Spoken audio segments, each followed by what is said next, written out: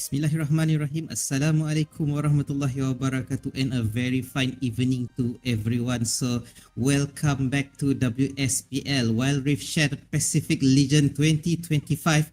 You are going to be accompanied by me, Sir A, and definitely not alone here tonight because I have my beloved Kalakastu with me. Hello, Mr. Zek. Hello, it's nice to be casting with you guys here tonight for WSPL Shatter Pacific Legends quarter Great, finals, was it? great. Yeah, it's nice to be here. Yes, very. Yes, great to have you here. So, have you eaten your dinner yet? Uh, yeah, I just had my dinner, family dinner, of course, and then now I'm here just to join you guys on the casting for tonight's games, matches that we have, which I hope is going to be Yes. lovely or to watch and enjoy, of course, to cast for you all tonight. It will definitely be fantastic tonight because we are already inside the second round of the upper bracket inside the playoffs actually. So we have already started the night just now an hour earlier where we see that our second and third seeders from each region going up against each other to see who is going to be advancing on the upper bracket and who is going to be starting their playoff in this particular tournament from the lower bracket side. So, as of our live stream tonight, Zach, we are going to see two matches out of the four on the second round for the best of three in the upper bracket. That's why we are going to have a very, very outstanding games matches from a lot of these semi-professional and professional players from a lot of our Southeast Asian region. So before we go and talk about more on our games later and the teams tonight, we would like to give a little shout out to our funder. That will be Dana Isukan KBS, or in English is going to be the Ministry of Youth and Sports from Malaysia government. Provided the fund for the esports initiatives in Malaysia. It is powered up by Esports Integrated and Rakan Muda Digital as well as Rakan Muda. So this WSPL 2025 is hosted and organized by us from Instalock Esports Enterprise. We have such a lovely strategic partner from the Unimas Esports Club, an official students esport club here in a university from Borneo Island in Malaysia, from Sarawak. And we have the Gizmo Gamers, the one that is actually hosting our stream since last week. Thank you so much to Gizmo Arena for an absolutely extraordinary live stream provided to us since last week, and hopefully until the end of this tournament. And a little big shout out to our WSPL community that has been supporting the Wild Rift from our Malaysian, Singapore, Brunei. Thank you so much to everyone. Lovely to have you all. And as of tonight, we have Mr. Zach with us. So, Mr. Zach, maybe you can share a little bit some of your experience with us in the WSPL since before.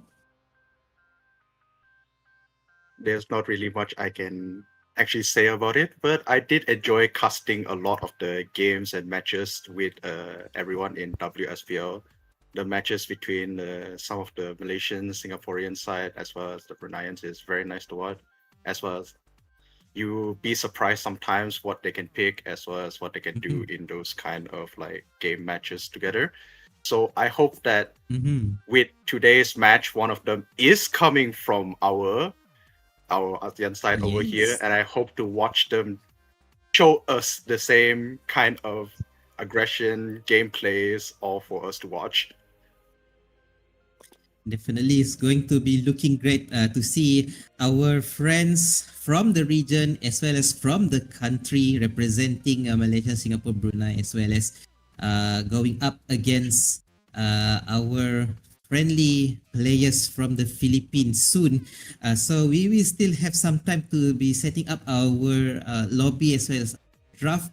So we would like to do a little bit of introduction towards our tournament because definitely I know a lot of people has been maybe followed up a little bit late on what is happening inside our WSPL community. So we actually has been funded by the government since October to have an absolutely astonishing tournament for the Wild Rift community.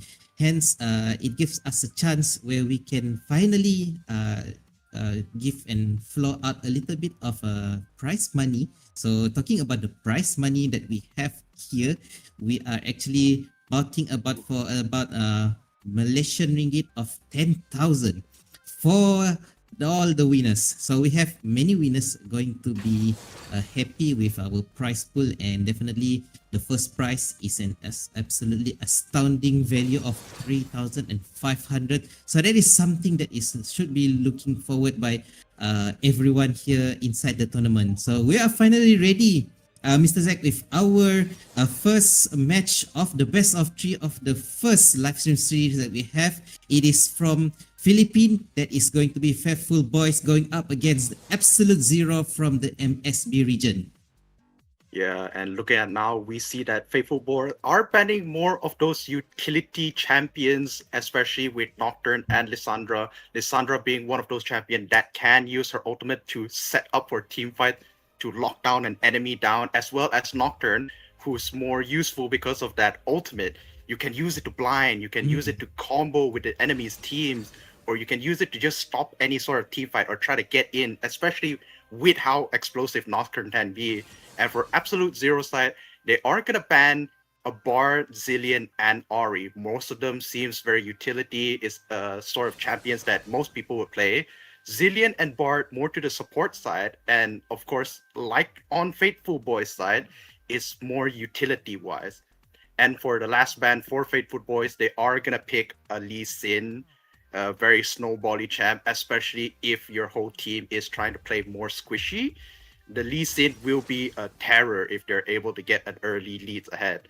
And now looking at their drafting for Faithful Boy, they are gonna pick an Akali, while for Absolute Zero, they are picking a Singe and a Noctilus. Both which is Wow, very, very durable. yeah. Though I will say Faithful Boys now are picking what seems to be a Fizz. Sir A, you think any oh? No, no. Nope, it's gonna be a Yes, I think Camille. it's a little bit too much on the burst over there with already two durable champions from the side of Absolute Zero. I like the Camille pick over here more compared to the feast that they have shown before, but definitely because Camille has been on the rise inside this particular tournament between our regions, where we see that Camille has been shown to have the potential to provide an absolute crowd control effect that can actually backfire onto the enemy team, while providing a very huge comeback opportunity for the team that has been using it. And we have seen from the matches before during our qualifiers where this Camille is actually has been stormed throughout the entire of the learning phase up until the middle phase of the game, but because of 1 to 2 to 3 good ultimate calls, this team can actually win against the enemy. Definitely, it's a best of one from before in during the regional qualifiers, but it goes to show that a good champion with good utility and game-changing ultimate skill definitely has a lot in store for the team. Yeah, and looking at it now is still continuing that you can see that they're stopping all these utility ultimate, this kind of ultimate that can catch a lot of teams and try to CC them down. As for Absolute Zero, they are gonna ban a Mumu, and for Faithful Boys, they're gonna ban a Nidalee, meaning that they do not want to deal with the poke. Nidalee being a very strong AP champion in the jungle, as well as being able to play in a top side for most people that tries to pick it there. And Yeah. yeah, you can see on the draftings of the teams, they really don't want any of these sort of strong engage, strong front line that can provide a subtle way into a team fight. Yet another absolute Mhm. zero ban is going to be the Ornn, ultimate wise, as well as the CC. He is a very strong top laner, though I think so. They are gonna pick their Singe for being the top laner instead of the champions they have right now. And for Faithful Boys, it's gonna be a Karma, an usual pick that will go with the Lucian, but we still do not know about the Nautilus. Nautilus being one of those very strong support champs. He has good CC, he has good catch potential, as well as he can still be flexed into other roles, including top lane or the jungle right now. But ooh, a volley. Oh, So that is something very very unique over here, volleyball. I like this champion, but talking about Nautilus, right, Zach? Nautilus, except for ADC, Nautilus can do anything and everything. So you can leave him to be the snowball. You can let him become the comeback champion. You can use him as something that is really really provoking, mind provoking, or mental yeah, torturing towards your opponent during the drafting. yeah, because it's really due to the fact that how utility based his abilities can be, that he can play so many roles and provide so much. While they did have some nerf toward his jungling as well as topside being less tankier so that he is more of a support laner, he still can provide the CC that the team need, especially in those long team fights where they need to lock down one person.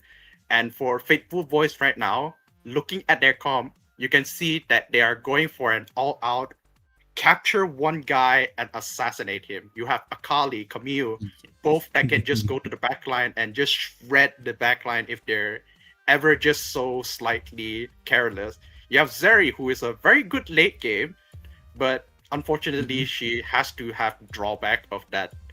In her early stages he has less damage, but providing that she has a Morgana as a support, it should help her in her laning phase. And they got Kha'Zix, one of those junglers that can snowball, and especially in the late game when they can get an item like Dustblade or Serpent Fang, they can provide a lot of damage.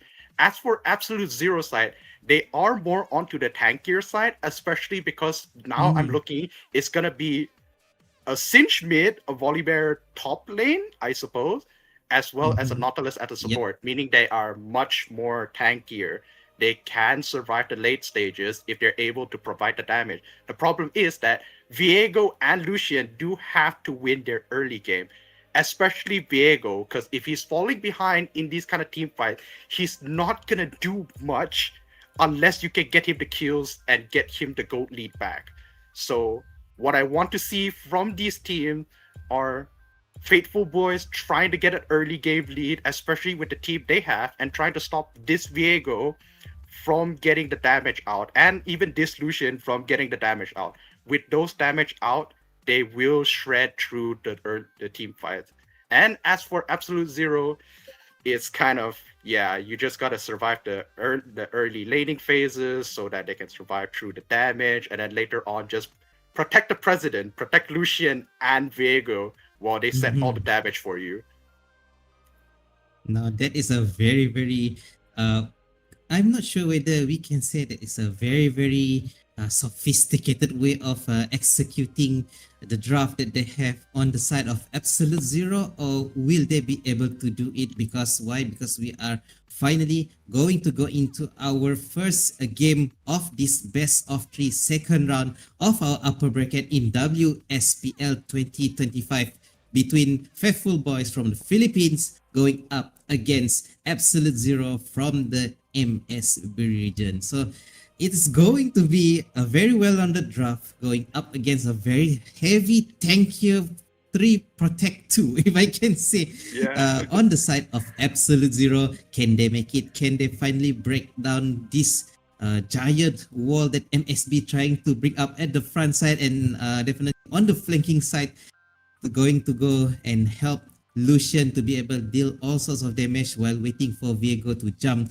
toward the backline or toward the squishes on the side of Faithful Boys. We are going to have to see between these two teams. So we are still in the middle of the loading site, if I'm not mistaken. So I think which one is going to be the more favorable draft from you, Zach?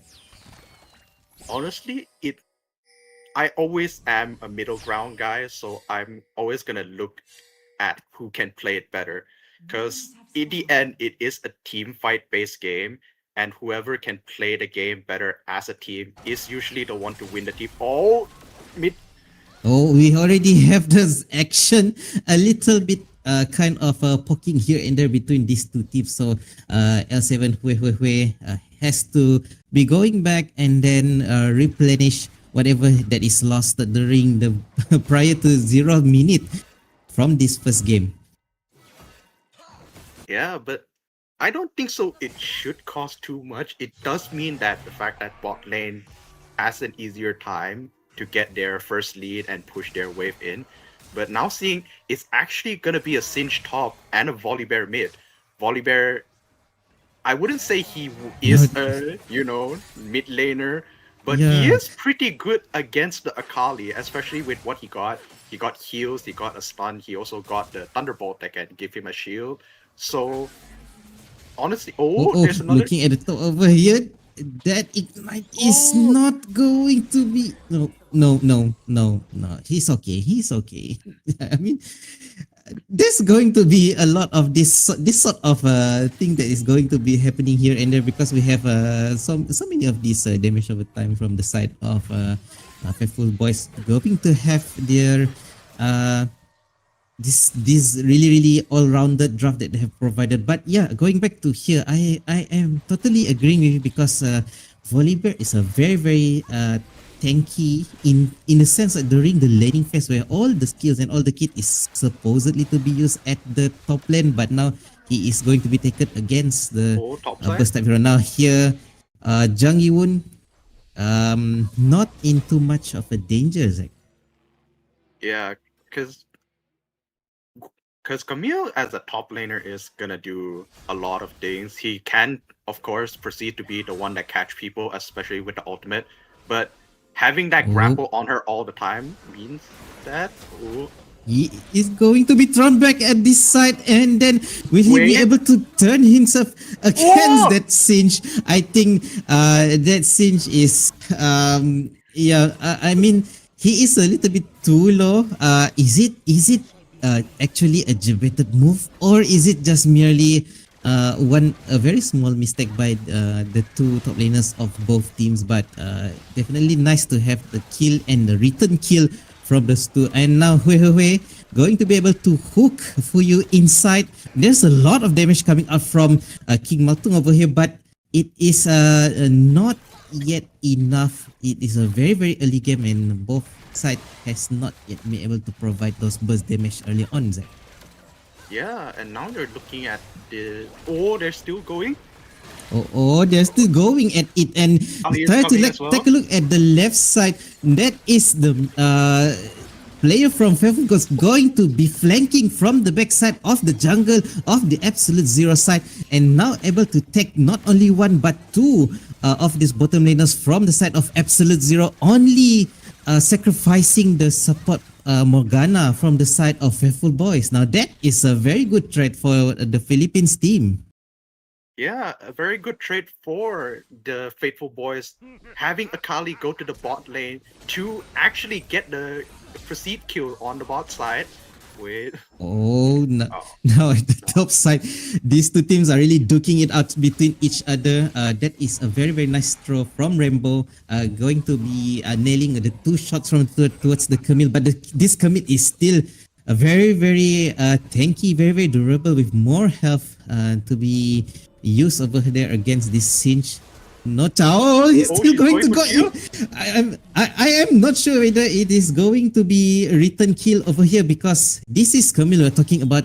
Still has so many ways to actually escape from the grabs of Viego. So Viego even has to be pretty sad that his teammate is just sacrificed over there. But now take a look at this bottom side. There is a whole lot of movement from the side of Faithful Boys. This is 4 players going up against Absolute Zero. Hui finally be taken down, not yet be able to do anything. Yoon is trying to go against Oops, and he is going to be mauled down by this Volibear. Musagi here in the field, untargetable, rooted now. He is almost died. This Viego still going at it and finally be taken down. Musagi trying to provide some sort of return for the Absolute Zero side, but not being able to do more because this Kha'Zix has finally killed him.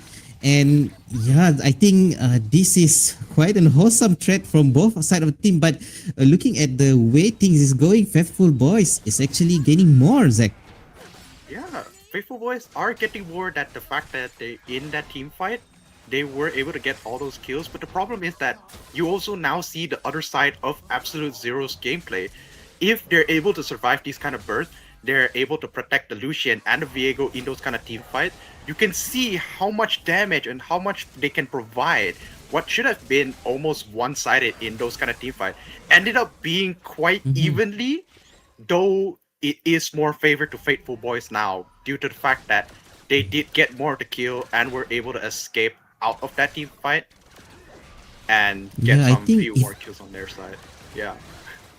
Even tanky and durable champions are considered mid to very early late game type of champion for them to be able to really withstand all this damage and all these bursts. But then again, this is still very early, going to go again towards the mid game timing, and there's a bunch of champions from the Absolute Zero side. Hui is almost taken down, and he is already down, taken out from the top laner from the side of Faithful Boys. That is Camille, and 2 more of his friend from the Absolute Zero is taken down as well. Now that is not so good from our MSB representative. It's still going on. Jang Yuwon, he is already inside the enemy's territory, but he is not backing out yet, and he still has the dare and the ball and the courage to play more and go towards the turret from the mid lane over here. I think most probably is because the trust that he has from his teams as well, Zach. Yeah, as well as looking at that top side gold lead, Camille is 2k gold ahead of this Singe. He has the Triforce, especially with the true damage. Triforce meaning that her damage from her Q, especially when she's able to get that perfect damage out, is gonna be painful. As well as on the side lane, there's gonna be a team fight going on in the mid. There's another flash from chance over here, Lucian. but the player from Absolute Zero is rooted, so the Lucian is just taken down like that. Now, wait, the support that is supposed to be a little bit more front is actually not being able to tank for his teammate.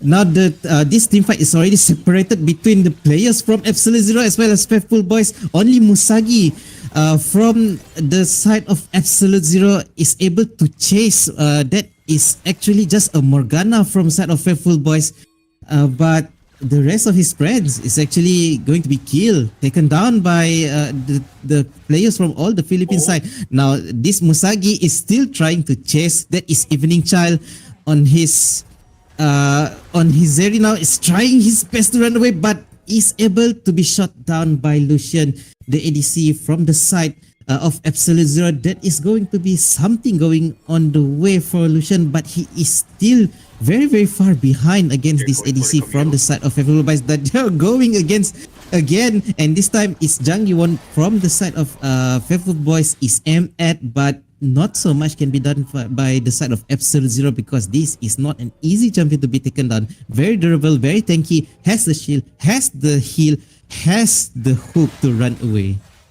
Yeah, and now it's just a snowball game for Faithful Boys side. They have their power spike, especially with, you can see from Kha'Zix, he has a Serpent Fang and a Yomuth, as well as Akali does have that Ocean Trident, meaning that she can now shred through these tankier champions, especially on the Nautilus with the Volibear, where she can take away their shield and do more damage into them.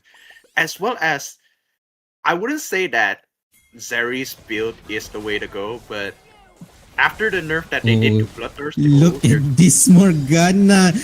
Morgana is just going against Musaki over here, not really worrying anything, but at the same time, the opposing side support, which is Wei is already taken down by the movement from other of his allies. Now Oh, they are just going to be pushing over to the side of Absolute Zero high ground turret, not really worrying about anything except for the this very sudden kill from the side of Sinch, the top laner of the Absolute Zero team against the Camille. But that's basically because this Camille is overextending himself for the sake of the fun. Maybe he's going for the highlights. By now, Absolute Zero has 5 members up against 4 members up, but it doesn't seem like an outnumbered match because that goes to show how far ahead Faithful Boys already are.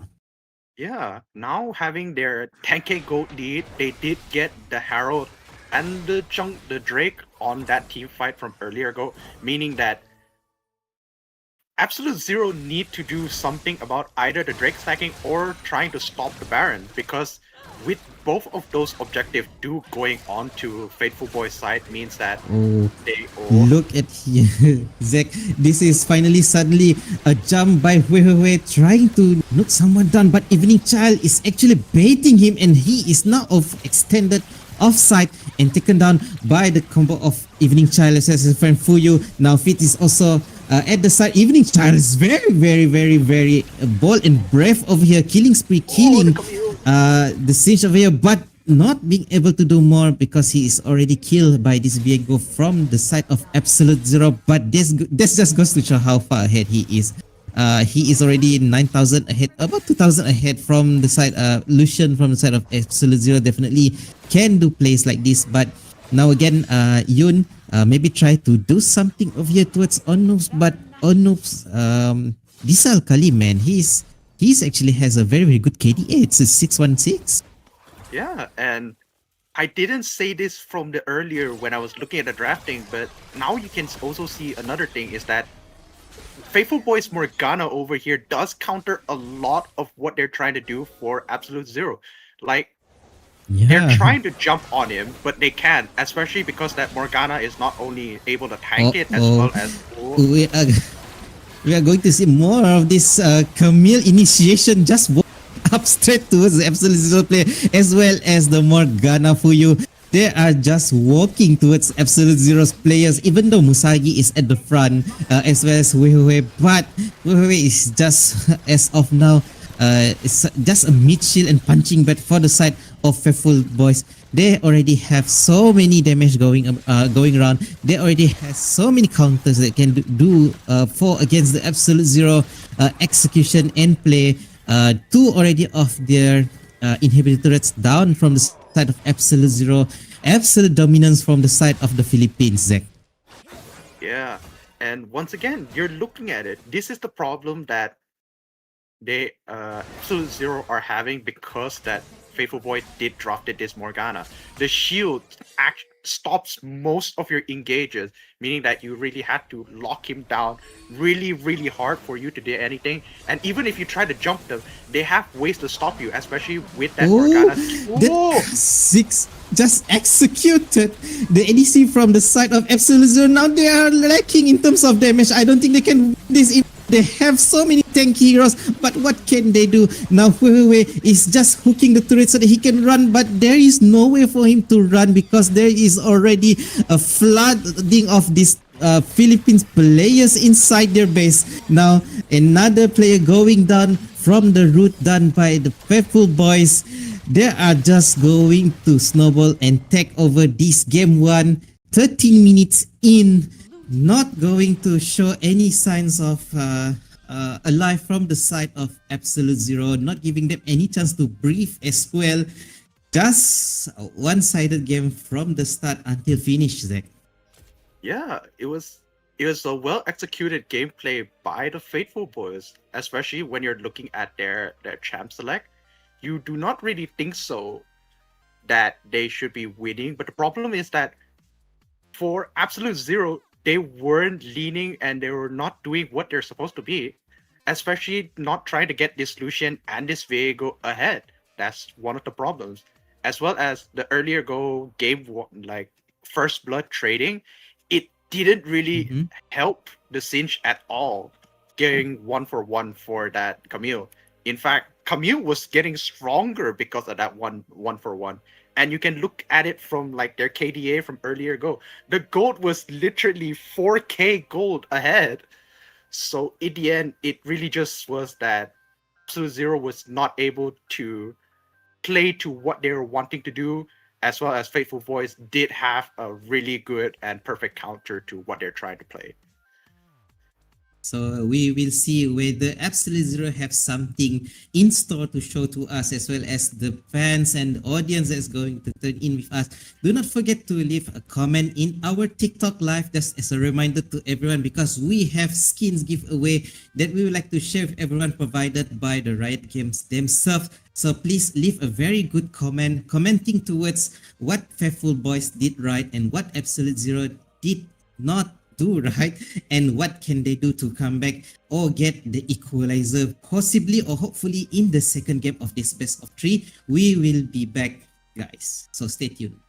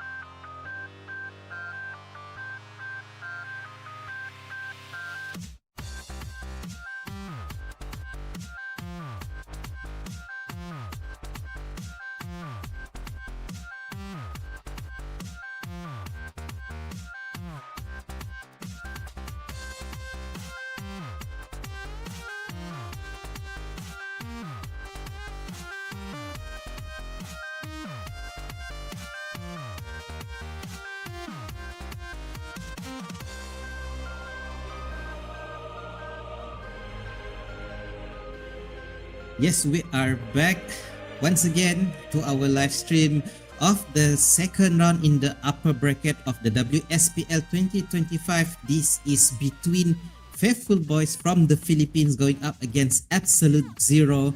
They actually advanced one round before during the best of one between the second and the third seeders from each of the regions, and they are now going up against the first seeder from the Philippines themselves. So Absolute Zero is already behind one score against Faithful Boys using their very, very tanky, very, very durable lineup of champions, but very, very hard to execute compared to what Faithful Boys has provided and shown to us. Very, very perfectly executed game plan and well-rounded draft as well. So Zach, uh, what do you hope from this second game from Absolute Zero?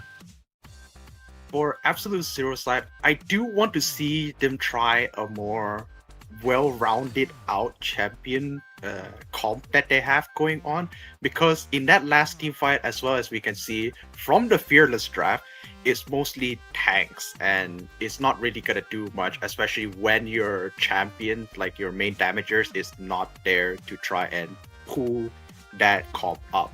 So now, with those tanks aside, I do think so. It means that they can play much more of the squishier, especially with champions like Nautilus and the Singe out, which and the Camille out actually means that they can go for a bit more of a well-rounded something to catch, something to like jump in, and a follow-up, of course, to try and beat Faithful Boys in their draftings. As of right now, we can see from their blue side draft, they are still gonna ban the Zillion and the Nocturne, follow up with an Aurelia, which I think is not really a champion that is very strong right now. And for Faithful Boys, they are still gonna ban the Lissandra and the Bard, as well as a Renekton, which is a very strong lane bully top lane. Even if he's not the one that's bullying the enemy, he is able to try and survive and try and scale up and later be a catch. Like with how tanky he can be, he can roll in, he can stun an enemy, and then start a team fight for the team. And as of right now, they are gonna pick an Ambessa And for Absolute Zero side, they are picking a Zaya, which I hope maybe would be follow up with a Rakan. Let's see, sorry. Yeah, well, will they going to be using that pair in this particular tournament? We have yet to see it, but Rakan is quite a good uh, pickup to provide Zaya enough time to grow and then trying to take over the game for the side of Absolute Zero. So we would like to give a little bit kind of a reminder for everyone that this is going to be a fearless draft where we already seen down there inside our screen the band champions from both teams. Those are the champions that has been used by both sides in the previous round. So they both of this team need to bring something different to the table. But I think yeah, the much more popular and much more meta Atrox as well as Mordekaiser is really well sounded for um, a lot of these teams from the Southeast Asian region. Very heavy on the team fighting as well as a good overall durability so that they can stay in the team fight for much more longer, waiting for cooldowns from both of these champions to be up again. And finally, from the first pick fest by the side of Faithful Boys, they have Ari and Kaisa. Yeah, looking at this, it is once again another pick and burst comp for the Faithful Boy side. Ambessa is more of the bruiser side when it comes to the jumping someone, but with the ultimate able to flash through enemies and catch whoever is the furthest from the ultimate means that she can be the champion to pick out the Zaya. And the Zaya need to be more careful with her ultimate usage, especially with an Ari and a Kaisa going to jump her if they're able to catch it because of their ultimate being a direct point and click or even just a dash and a charm.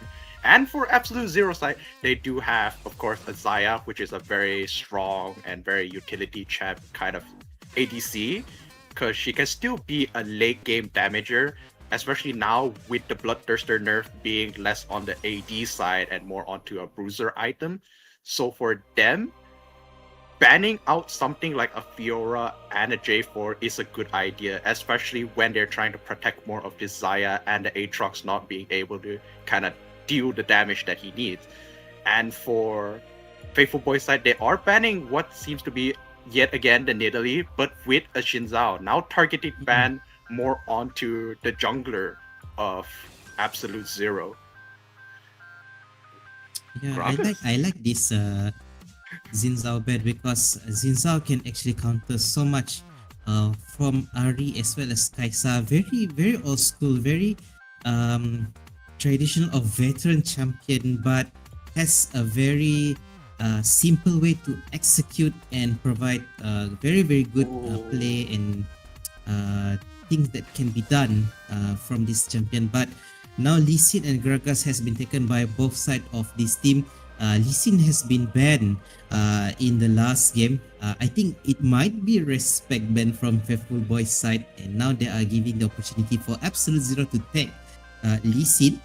But then again, Gragas is a very an absolute monster. For me, it's an absolute monster because the way that this champion can change the location, change the position of the enemy team is very crucial from Tiva. But now they are hovering Ornn. I think Ornn is a very good, very strong champion, but they might go to something very traditional over here. Or no, that is I had this champion, Zach. It's a top lane. I mean, like, yeah, I had this champion. He's very strong. He's very bully. Yeah, He has everything that I hate. yeah, because now it means that the Gragas is the support, which is very strong Yeah. against to this Braum and the Zaya, especially that he can heal himself with the passive, and now with the Yep. buff to his Q means that he can do more damage to the minion to wave clear, and Abessa is now the engage for the jungler. And like you said, I can understand why you hate the Jace. Jace is just one of those very annoying champion that can just do it all. He can do as an engage, he can do as a disengage. He has the ultimate with the ultimate that change into the bullets, and then he just EQ and then spam the AoE damage onto you and it goes lethality. He is a very very strong lane bully, especially now that I see is going to be against the Mordekaiser, which is very much a counter by Faithful Boys to it. I mean, I have been going up against so many Jays in my games in past seasons. There has not been one game where I say that okay, it's okay for me to actually face these Jays at the Baron Lane. But then again, Faithful Boys has been showing us why they are the top seeder from the Philippines region because they really understand what these champions has, what these champions can do, and what these champions can actually provide to give them the early game and laning advantage while bullying the enemy side champions as well as giving them the necessary timing so that their champions the mid lane the mid game timer based champions the time for them to grow and achieve their power spikes during those phases. But then again, Absolute Zero is bringing us yet once again. I think is it Atrox mid now? They're really going. Is that I think what's going on is that the Atrox is gonna go jungle. Because Mordekaiser, going to Atrox, there's no difference. They both can't really deal with that Jace, meaning that one of them do have to take the fall, and I would more unfortunately will try to sacrifice the Mordekaiser more. You know, he can kind of Oh. lane a bit better, especially with the shielding against the Jace, and Atrox is a bit more better onto the jungle side. Yeah, they need time. They need all the space they can provide to this Atrox. I think Musagi is going to play.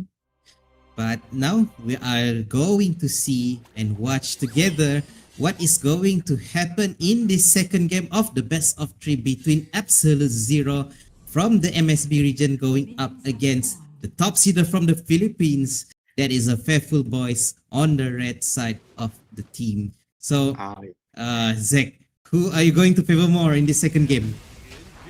I will all, and we can just we're witnessing the Jace experience on the top lane. Very unfortunate for AZ Rambo This on the top side experience. now.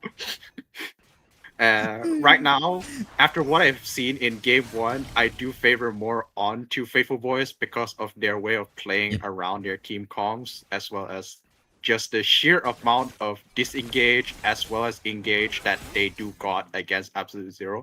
Though now Mm-hmm. I do feel like if they want to win this game, they have to snowball somehow for Absolute Zero side. They are less tankier, they can't rely on that. They have a soft cushion late game that is the Zaya, but if they're able to get Mm-hmm. an early lead as well as try to start to snowball, especially with this Lee Sin and Aatrox, I think AZ will have a chance to win this game number 2. Yeah, but looking at all the side lanes from the side of Absolute Zero is struggling against those from Faithful Boys. Look at here how Evening Child can easily harass Oh, the side top side. Absolute Zero. Oh, the bottom side from the from both this team is going against each other. But then again, the Mordekaiser I think is actually down first. Now, Faithful Boys is already 2 scores ahead in the second game. That is as early as 2 minutes in this game. What? The camera is not getting fast enough to see what's going on, but at the same time, I can't even blame him because right now Faithful Boys are playing the more aggressive early game champions. Jace is Jace is almost earlier go almost 2 level ahead until Mordekaiser was able to get his farm up a bit, but now having died once means that the Jace is very much more stronger in this laning phase, as well as bot side. Brom seems like he had to sacrifice himself to protect the Zaya from this Kaisa and Gragas. Most likely Gragas having an engage in. Oh, Oh, again, this Gragas Zach has been showing that can The actually mid tank a lane. lot of things. But then in the mid lane, there's an action going on here. That is a jungler from the side of Faithful Boys trying to go up and get this Atrox as well as Lee Sin. It's just about to come to the mid lane to provide some support, but they are already disengaged. And Faithful Boys, they are happy with just providing some damage and some harassment towards the mid laner from Absolute Zero. Yeah, and I just have to credit Faithful Boys right now. They're playing a team comp that really relies on the lane bullying as well as trying to get early snowball. And right now they're doing that Oh no! really well. Uh, And they got another kill on the bot side to that Braum, to Hui Hui Hui. Man, this is going absolutely bad to worse already in the bottom lane for the side of Absolute Zero. They already give so much to this Kaisa. She is already ahead by 3,300 goals now compared to this Zaya. He's just sitting at 2,005. That Gragas is also 500 ahead compared to this Brom. I don't think Brom can easily become the shield that is needed for Zaya to grow much faster, much safer compared to Faithful's Boys side now. And look at this two men's movement. They are invading the jungle side with that Atrox in the mid side.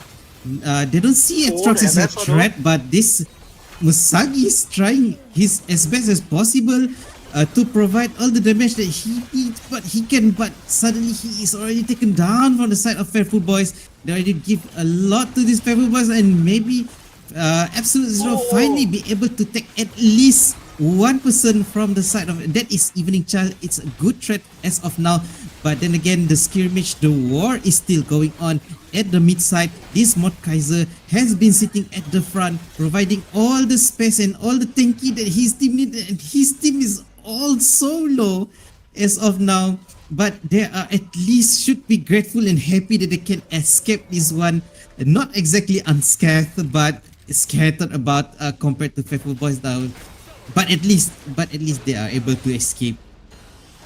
Yeah, and we do have the Kaiser shutdown going into the Mordekaiser, now being able to grab some items at least to survive more on this top lane side.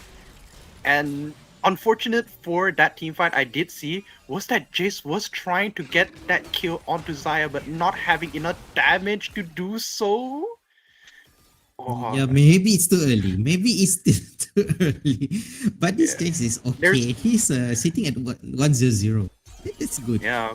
But it's the bot side here that has the most problem right now. This Kai'Sa with 3-1 means that look, she has a magnetic blaster. She has a whole item against this Zaya.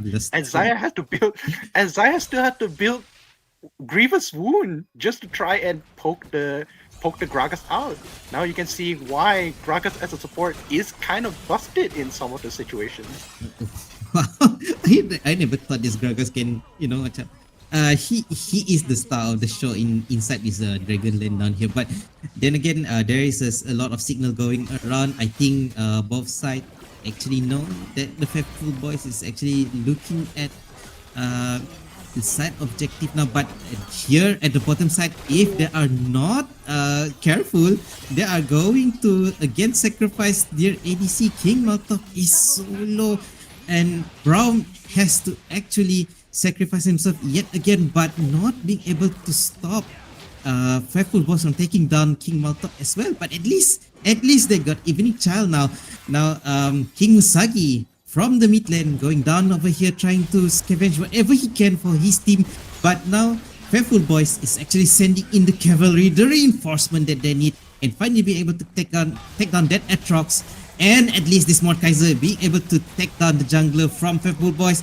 Mordekaiser now has been able to get the second kill, now sitting on the killing spree, and maybe get himself the third kill. That is the Jace that has been bullying him all around the laning phase, and now they are looking at the potential of providing the quadra kill for this Mordekaiser. Unstoppable on this top laner. AZ Rambo trying his best to solo carrying Absolute Zero from the depths and the pits of losing the second game. Now Evening Child is already targeted by Lee Sin, but not being able to push anything further. I think Azir Rainbow, he need to get out, he need to bail. He is so low. Faithful Boy is looking at the potential of maybe dragging him, but at least now Zaya is the one that has to be sacrificed. That is quite weird movement from the side of Absolute Zero. I think they should have retreated further and earlier before Faithful Boys is sending in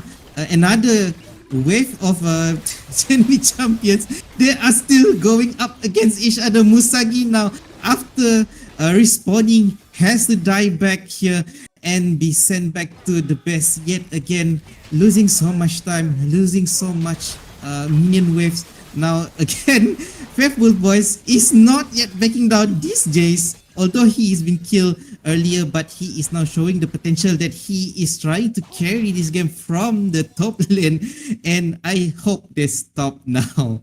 These teams, they are really throwing each other bodies and skills here and there, trying to get as much possible from their sides. Yeah, and there's a lot of words going out that we're watching from this team fight going on from Absolute Zero and Faithful Boys. The Mordekaiser did get that quarter kill for himself, though, means that he is still pretty even against the Jace. Even though he's behind in gold, he's now more than ever able to sustain himself against the Jace on this top side. But unfortunately, Faithful Boys did get the Herald, and they kind of traded off the Drake for more kills. What the? Oh no! I mean, but Musagi is actually overextended now. There's another war going to be initiated from the side of Faithful Boys. That is an Ari is able to take down Yoon. This Lee Sin has been shown to actually not be able to do anything against this lineup and composition from the side of Faithful Boys. But at least Zaya is able to take one guy down, and now here comes Kaiser trying to his best to redeem so many things for his team. But yeah, he is like that solo red boss now from the side of Absolute Zero. Zach. Yeah, and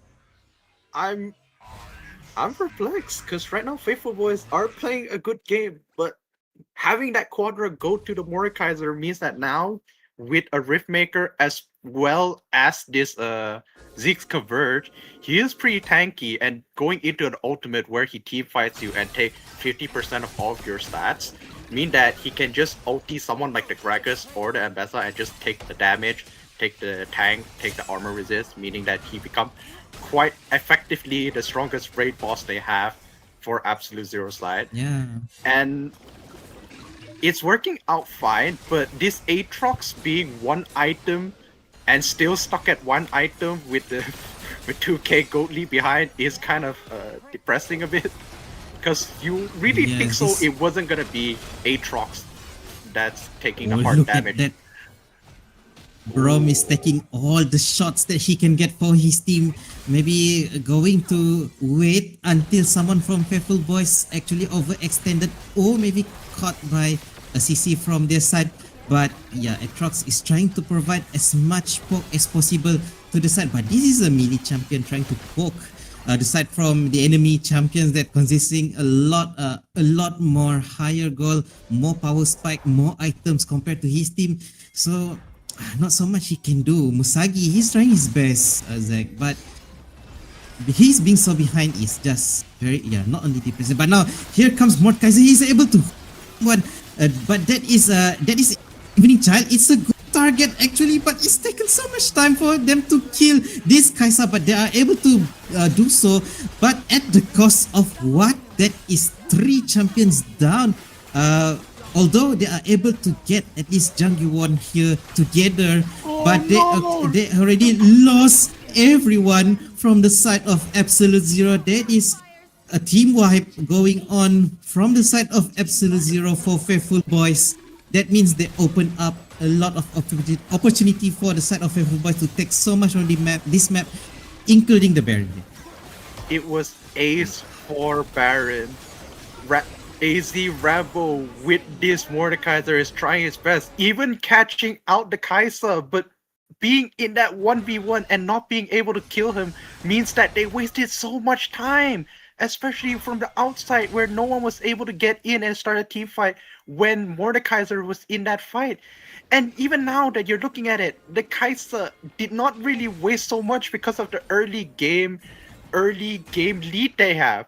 Zaya is not even building her main items, not even a crit item or the attack speed item. She had to build Bloodthirster, which is now She is solo and she died yet again. 256 for this ADC from the side of Absolute Zero. Now there are again. This is the fight going under the turret of the side of Absolute Zero. But Faithful Boys say we don't give a single letter to the side of Absolute Zero. They are just going to kill everyone under their own turret, going pushing the high ground turret as well. And now after the ace, I think Faithful Boys, they are giving the much respect that they can give towards the Absolute Zero side, just ending the game like that, not bullying too much the side of Absolute Zero. Wow, what an absolute dominance from the Faithful Boys, as we expect from the top seeder of the Philippines. Really menacing gameplay. Really, I mean, they don't show it. They don't show that they have a red boss from their champions or from their team, but they actually win it, Zach. Magically win it. I do not really know how Zero is supposed to win here, especially because they were just behind all this entire time. The Jace had the Mordekaiser in his back on the early, meaning that he was able to get a lot of gold out for himself, as well as you looking at that bot side where the Kaisa and the Zaya did. King Malpog is building a Bloodthirster into the Essence Reaver, while Kaisa did have a 3 kills gold lead, meaning that she was able to get her item spike way earlier. Zaya should not be building a Bloodthirster, especially with this now patch. The shield is gone and is more on to a bruiser type damage. If you really wanted more attack speed as well as getting more of the crit and revamp for yourself, she should have built something like a Bloodthirster instead, because now that item did not provide her the damage she needs. She was kind of handicapping herself in that situation, as well as the Gragas and this Jace. They were just in their face this entire time. Though there was some slip up on the dragon side where they did give the quarter kill to the Mordekaiser. Unfortunately, even with that, they are not able to decide their fate. Yeah, so we already have the first team that is going to be advancing themselves towards the semi-finals in the upper bracket round 3. That is going to be as we can see from the screen now that has been shown by our production. Thank you so much to Gizmo Arena. So sadly Absolute Zero, they have to play their way from the bottom or the lower bracket, starting from round, I think it's going to be round 1 of the lower bracket as well. But congratulations to the Faithful Boys for being faithful to their team. Really nice to see the gameplay, the execution, the flawless victory that they've shown us today. There's so many things that we can learn from them, and we are going to look forward to more from the Philippine side. And the menacing Fuyu on his Gragas, 1-17, that is absolutely monster on Gragas. So we are going to take a short break while waiting for our next best of 3 series. So stay tuned to everyone. Do not forget to comment in our TikTok live so that you can stand a chance to win our skin giveaway. And don't go anywhere. We will be right back. Ladies and gentlemen, welcome back to the Warrior of Shattered Pacific Legion. So today, I have a new co-caster. Yesterday, we have Contra on our side. Today, we have Giong. And we are going into our first regional finals for today for the Myanmar region. Oliver just going to be taken down very easily there. And and Kankage has been doing quite well. He flashes forward the Zinzao. We'll have to pop the ultimate, but Kankage stays alive for another second though. But the Lilia is here to knock the ribbon down, and the last man surviving, Aatrox, is not going to survive anymore. UPX Tony and UXP Shura does well in rotating to the top side. Again, Tony trying to help his top lane here, but what will the top lane from both teams do? Out by the Defender, by the Atrox going to be used. Galio Hurricane is going to save. Can he be there? The 2 taunts on the back line here, but the Volibear's finally be taken down. 2 versus 2, 1 person down from each team. UPX Tony finally be taken down. Atrox, Kankage flashes forward, but the last Q of the Atrox couldn't defeat Shura just in time, but that is a massacre. 2-for-1 trade for the side of Bumblebee. Oh, gonna stun up Ishigami here. What's gonna happen? Has to jump forward.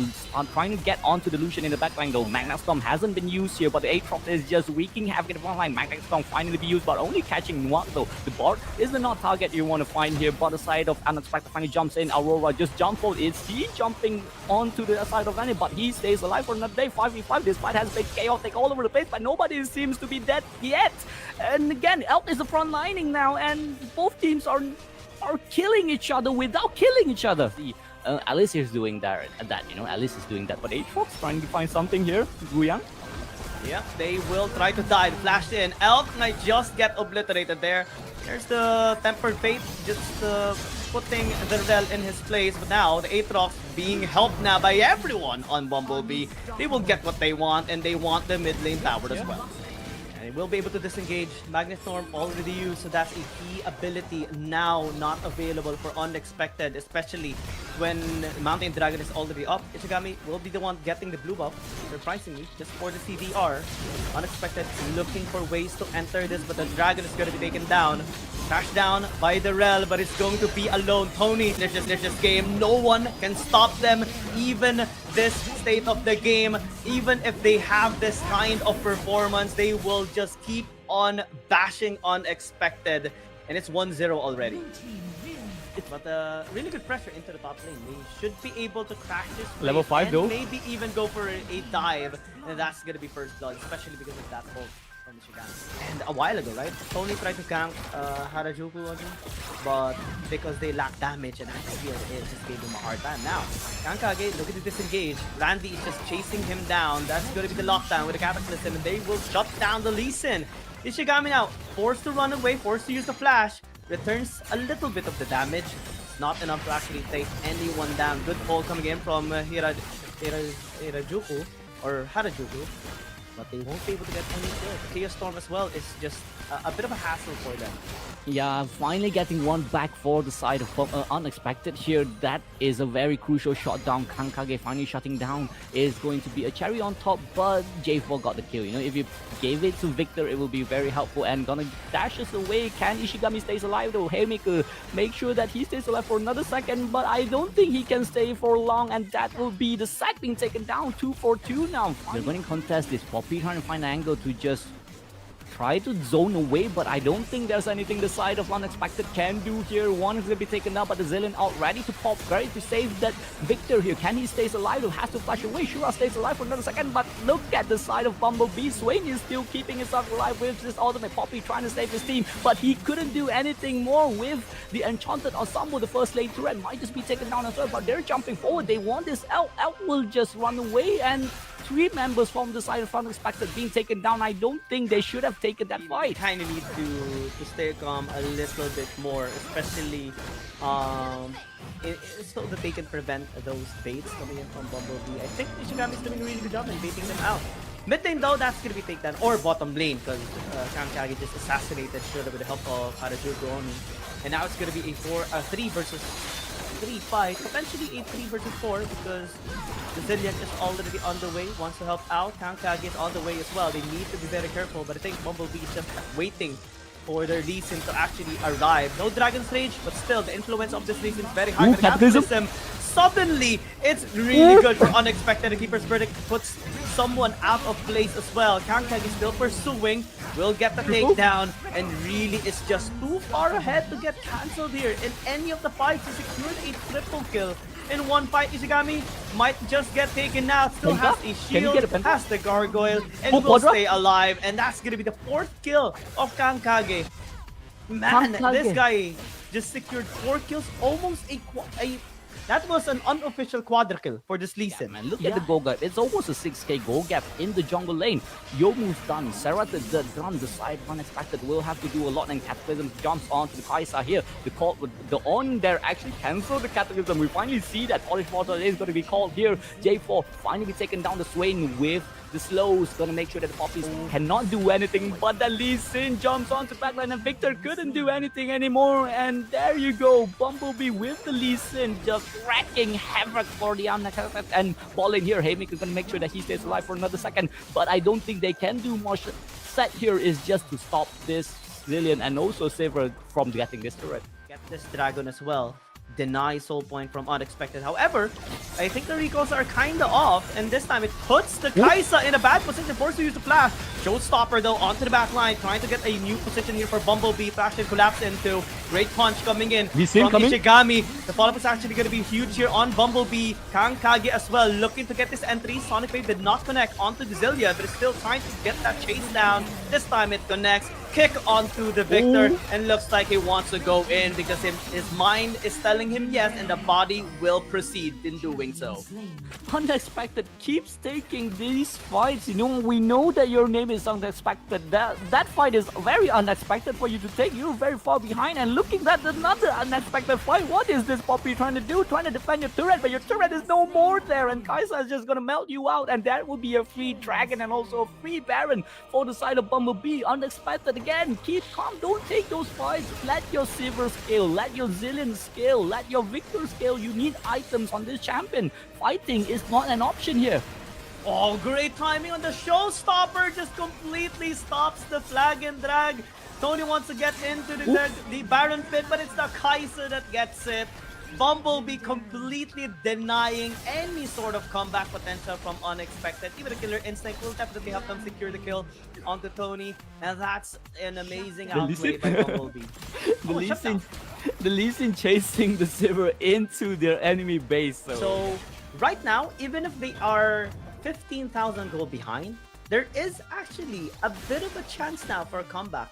All they need to do is wait for that one moment if Bumblebee screws up an engage, because yeah, they have a high damage champion which is the Lee Sin, but if he overextends now, he can get punished easily more.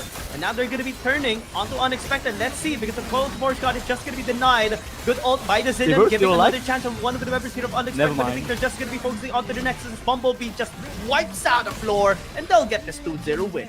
So thank you so much, Without.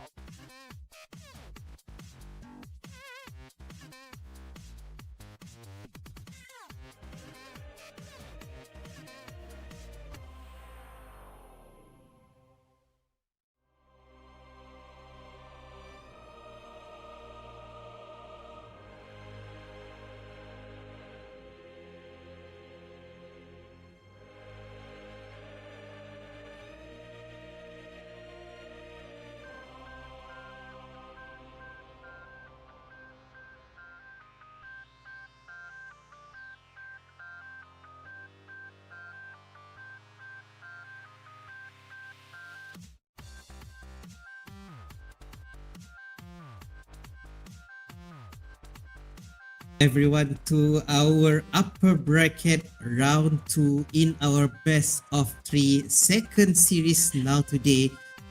Going to be featuring 2 more teams. One is the first, the top seeder from a region, and then going to be matched up against the winner of the earlier second seeder goes up against the third seeder from other regions. So we are going to go into straight to our draft, but before that, we would like to remind everyone once again that please leave a comment, a very constructive and very good comments upon the games, the technicalities, the draft, the player skill, you name it. You can do anything you want as long as you can provide a very wow comment so that you are selected randomly to win our skin giveaway provided by the Riot Games.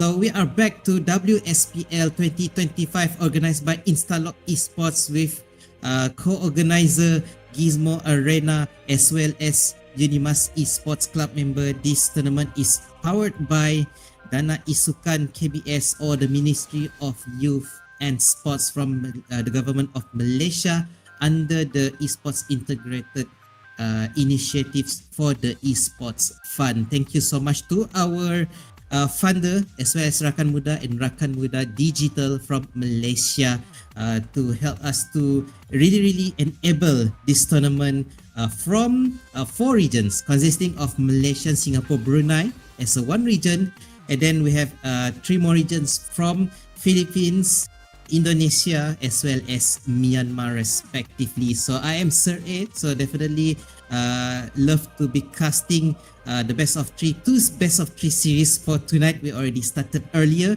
and I am accompanied by the beloved color caster with very good in-depth technical knowledge of Wild Rift game, Mr. Zach with me. So Mr. Zach, what's happening in the draft of the Bumblebee against Adventus?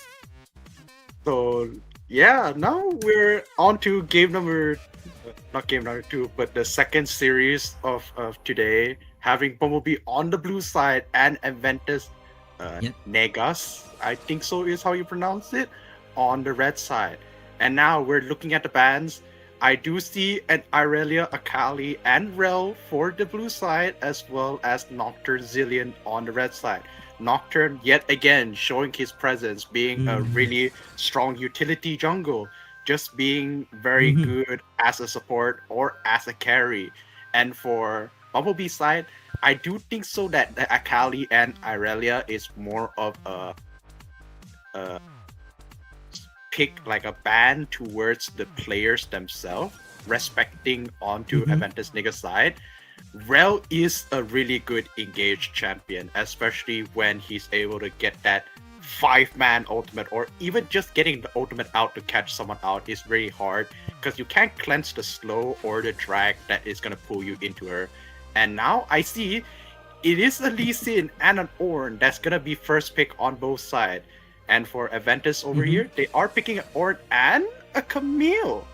Camille. Oh, that's going to be jungle, I think. Yeah, or mid lane. Camille can also go mid lane if, of course, the player is more comfortable and can play it. Yeah, mid lane Camille. And for Bumblebee side, we have been seeing a lot of this. Really mid lanes. Yeah, a lot. Really. I mean, it's okay. It's okay, but the trend that we've seen from the last games by both games actually by Absolute Zero from the MSV region. Sadly, that they lost against the top seeder from the Philippines, the Faithful Boys. Actually, trying to surprise the enemy by sending Atrox as well as Volibear in the middle lane. So I think they started a very good tryout trend. But then again, it has not been working. So maybe Camille, or maybe Aurora, or Aurora mid. Yeah. So now we're going into the second banning phase. We already got their first lineup over there. Though on Bumblebee side, they did not pick their ADC, meaning that I'm to guess that Adventus is going to start focusing more onto banning those ADC or support out, unless the Galio is, of course, the support for Bumblebee side. And you, they're both coding for ADC ban. With Lucian Zaya, this very strong early as well as very strong late game champion now being banned out from both sides. And for Adventus, they are gonna ban yet again Alessandra, being of course, like I said before, in that Absolute Zero and Faithful Boys game, she is a very strong mid laner that can set up for team fights, especially when the ultimate catch someone. It provides you enough CC for you to burst down the enemy. And for Bumblebee side, they are going to ban a Corki, with Adventus going on to pick a Zed pula, and Ezreal as their ADC. Ezreal has been such a solid pick all around. We actually have seen... will they be able to take this area? But no, this is severe. Yeah. So I mean, like Akali has been shown to be able to really shut down the enemy, especially from the mid until the late game phase, as we have seen from the previous series that is done by the Faithful Boys. And he's a very, very strong champion. So I guess taking Akali out here is not really just some random banning, but it really, really takes into consideration what this champion can do from the mid to the late game. Now I'm looking at it. It seems like it's going to be a commute top side for the Aventus, as well as Ornn being the support for this Ezreal. Because now they're looking at what seems to be their jungler is going to be Nidalee or the Shyvana. Shyvana? Oh, it's going to be Shyvana. Yeah, especially now with the buff that she got going in for the Triforce as well as the Wit's End. Especially in the late game, she's gonna be a very tanky dragon lady, gonna run you down with the ghost or with a flag and just spam her damage out on you. And as for Bumblebee side, they do have Karma, which is more on the pokey side for the Sivir, kind of to help her out in the laning phases to try and get her into the item spikes. And a Galio is gonna go on mid. It is more of a traditional setup, right? Yeah, it's a more traditional setup on both sides. Not like our last series, which was more of a really rush, really a lot of aggression going on. You can see the comms that both teams are going for, with Aventus here having a more proper lineup, especially with Shyvana Ornn is to catch, as well as the follow-up damage by the enemy, as well as they can rely on Ezreal being the poke from coming on late game, as well as for Bumblebee side with their comps is almost the same situation going on, where they have a lot of catch, they have a lot of utility, as well as the Sivir gonna be the late game damage, then they can protect the President, especially with the Karma. So yeah, I like both teams' comp going into this second best of 3 series. It's shown to be a very competitive draft that I have to say that both sides has enough tankiness to them for frontliners, and as well as enough poking and DPS potential from both sides backliners. So I think we expect and we hope that there will be more fight that the side of Aventus can bring to the top seeder from the Myanmar region, that is the Bumblebee team. They have been shown to be monstrous in all of their positionings and roles, even though that we seldom see a lot of these Myanmar players really in very, very highlighted moments and so on. But with this tournament in the way we are able to get and to see how much that their regions actually groom their players to grow into the monster of players that they have today. So let's take a look at what Aventus can bring to us on the table. Will they be able to break Bumblebee's armor through the crack that they can chip from the side of this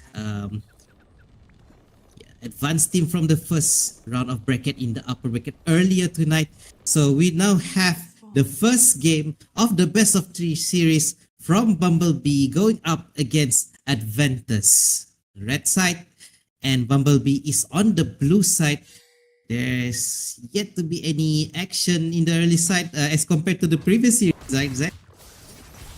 Now it's more onto a standardized comp and a standardized laning phase for These guys both really, they really play traditionally. I mean, the draft is traditional. Even the early game setup is also very traditional. It's like very traditional comp from both sides. I mean, the only thing that doesn't fit, or at least should not fit, is the Ornn as a support. But then again, Ornn can be a support. He can be tanky. He can be the engaged. So in the end, it's gonna be a lot of the jungles needing to farm a lot. Top lane, of course, you're looking at it now, is kind of trading as much as they can. But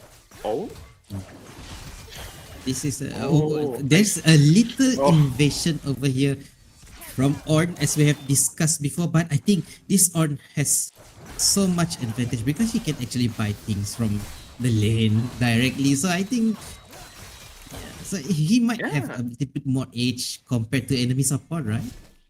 Yeah, and it's not just that. As you're looking at it now, this Ornn and Ezreal have a easier and faster clearing wave than this Sivir and Karma, who's gonna need to stall out and Yeah. survive the laning phase and get to the late game. And you can see how Mhm. Aventus over here is punishing that by being able to kind of steal the Gromps on the bot side from this Lee Sin on Bumblebee. Yeah.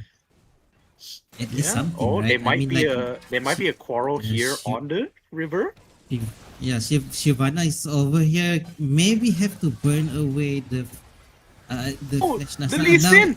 the enemies, the Lee Sin over here suddenly jumps over two walls just to catch that mid player. That Aurora is a little bit off and might be a little underestimating on what Lee Sin can do from the side of Bumblebee. But this just goes to show how much this jungler Kankage from the side of Bumblebee really understand what he can do now. He is going to go up. The kick over the landed onto Camille, but now Camille is actually opening his ultimate skill, but not Oh, the Lee Sin is not able to follow up much more damage that he need to finish that Camille off. And now suddenly, the top laner Ishigami has to back off because he's actually being flanked by three more members on the side of Aventus. Might be trying to dive this turret, but I think he can smell the danger over there, the threat from the side of Aventus directly retreating towards the second turret. Now the first turret, oh wow, this is so much damage as early as the 3 minutes in game for Aventus. yeah, and it's quite fortunate because now they're kind of sharing all that gold with their teammate. Now pushing Camille into mid against this Galio and putting the Aurora on top. The Aurora, I think so, having a slightly harder time against this Galio, decided that they want to push Yes, her correct. onto that top side against this Aatrox as well. Oh, Camille. Oh, Camille, he is trying to poke at this Galio, trying to, just Yeah, do some damage and maybe kill potential, but that's a yeah, hook away. Maybe just has done enough. yeah. The hook just Go back to being farm. very, yeah. The hook just being a really strong escape utility as well as engage if you're trying to use it that way. And we're seeing Oh, right now, Aventus is playing really well with their comps right now. Aurora is yeah, dealing a bit better with that top lane against the Aatrox as well as the bot side. The Ornn and the Ornn is Ezreal so is. far Ooh, ahead. they're That going. is a very nice wall knock towards Noah over there, but knowing that the jungler, the Lee Sin is really nearby, Bumblebee players does not really fear the initiation by this support Ornn at the bottom side. But then again, it's still very early game and Shy is really shy on his damage, not yet able to burst to do anything much, maybe just poking here and there, catching someone off guard, lowering some Oh, health. Now at the top side, that is an Aatrox being killed directly under his turret, but then again, this counter kill by Lee Sin, yet again Kankage being this able to might be take down Aurora. This is another kill going in the way of jungler from the Bumblebee side. We have been talking about, and then listen, he's jumping again. This blind maul is going havoc towards the Aventus players. He is doing so much for his team. Might be trying to solo carry Bumblebee now. We have been talking about this jungler being shown, given enough highlight. But suddenly, Bumblebee, the top seeder from Myanmar, is showing how to Lee Sin get going these for another junglers to actually solo carry. Shy, he is very far ahead. That is 18 seconds down on this ADC. Israel just finished up his first item, but already been killed by not. That is not the best enemy champion that he can give the score, which is the Lee Sin from Bumblebee. Kankage, this man, he's moving throughout the entirety of the map now, Zach. Yeah, because it was a top side that the Aurora did go 1-for-1 against Aatrox, but then it got punished really hard with the re-engage to gank the top side from this Galio and this Lee Sin. of course, executing this Aurora as well as getting another kill onto that Camille. But now seeing what they're they're going trading. for, yeah, they're going to trade it because unfortunately for them, Oh, Lee Sin is doing his chicken, and I don't think so he can get there in time, especially with the clear damage that Shyvana does have against the objectives. Ooh, yeah, they that's are the thing now. trying This is to go. going to be a little talking yet another round between these two teams. Smelling that they can do much more, but listen, that is a very but this blind monk is yet again can jump through walls and then escape with not so much of a threat. But you already mentioned that the advantage that Aventus has in terms of wave clearing, they are trying their best playing with this fast wave clearing tempo that they have from their champions. So that's why we see that they are actually moving, not moving, they are shoving their lanes way faster, but they are being punished really hard by Bumblebee side. Now, this Camille is a little bit too far off. Now it's already caught by Noah as well as Ishigami, but then again, Shyvana is already within the vicinity and is getting killed toward this enemy Karma, not being able to punish from the side of Adventus. Maybe they lack the licit that they required. So, but then again, now more players from Adventus is moving towards the top lane. Even Orn is getting killed, and even Ezreal now. Bumblebee, they are down 2 champions. One of them is already up, and that is Noah. And finally, even Ezreal is able to get a spree going on now. He is able to score the double kill that he needs to grow much stronger compared to Sivir. He is now 1000 ahead of this Sivir. Yeah, a good counter by Aventus going in at that team fight, especially with that Shyvana and Camille somehow was able to try and deal with that Aatrox and Karma gang. But then the re-engage by Bumblebee was just punished really well by this Ornn, Ezreal, and Aurora, having more of the damage on their side, as well as this Galio looking to just fall down. Oh no. I mean, he might be a little bit underestimated what an Aventus can do, not only to the wave clearers, but also executing enemy champions as well. But now we are going to look at, that is a very catch from the side of Camille, but yeah, just enough. But still, Aurora is down now from the side of Adventus. Bumblebee is still fresh with all the 5 members, but take a look at Adventus movement over here. Even though they are down by 1 champion, 1 member, but still Agnes moving behind the enemy line. But yeah, he's trying his best to go away to retreat, but he's not able to outrun Bumblebee's players. Now taken down by Galio. It's a good way to provide more gold to this mid laner from the side of Bumblebee, which is already down by at least 1k compared to Aurora from Aventus. But then again, even with the good wave clearance and lane pushing, lane shoveling potential by Aventus, Bumblebee is really good at maybe picking off their opponent and then turning it into favorable push now from the side of this Myanmar team.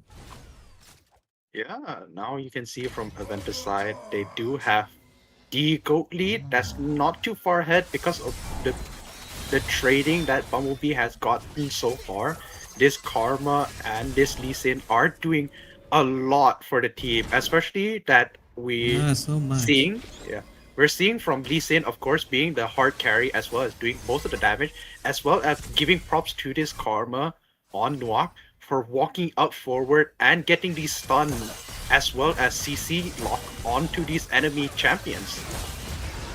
Yeah, he's doing so much, and now they are trying to do it out, but a lot of these members from Aventus have yet to reach the front line of war over here. But then again, the drag over here might be the next target that both team has. That is the Infernal Dragon taken, but Bumblebee not wasting any more time trying to off Agnes Tachyon, but then again he too tanky, and there's not much damage on the side of Bumblebee. Shyvana just go in and then walk as the dragon form.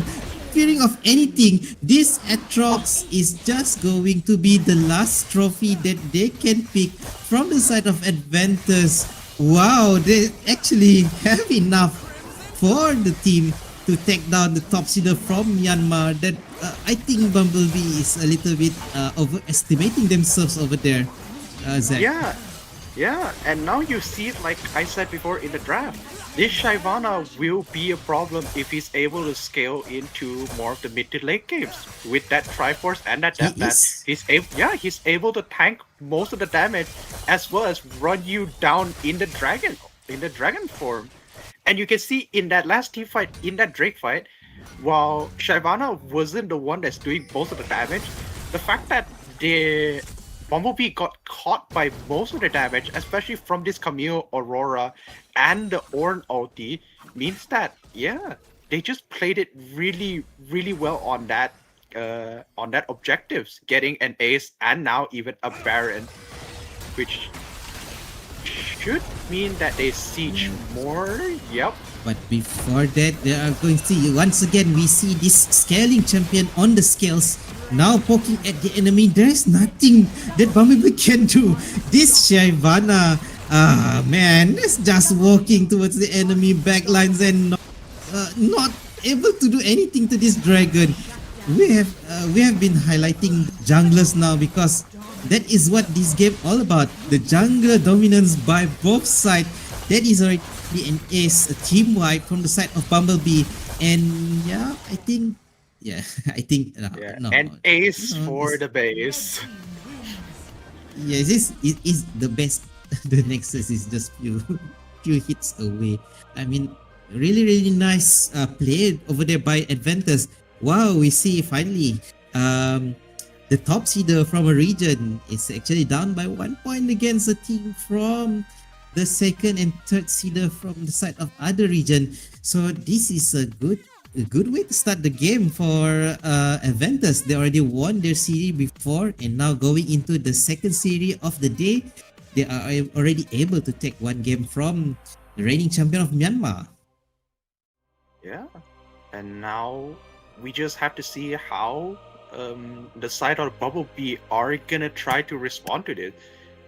This does mean that most of the champions, of course, again, once with the Fearless draft, means that these champions are gonna be down for the next match.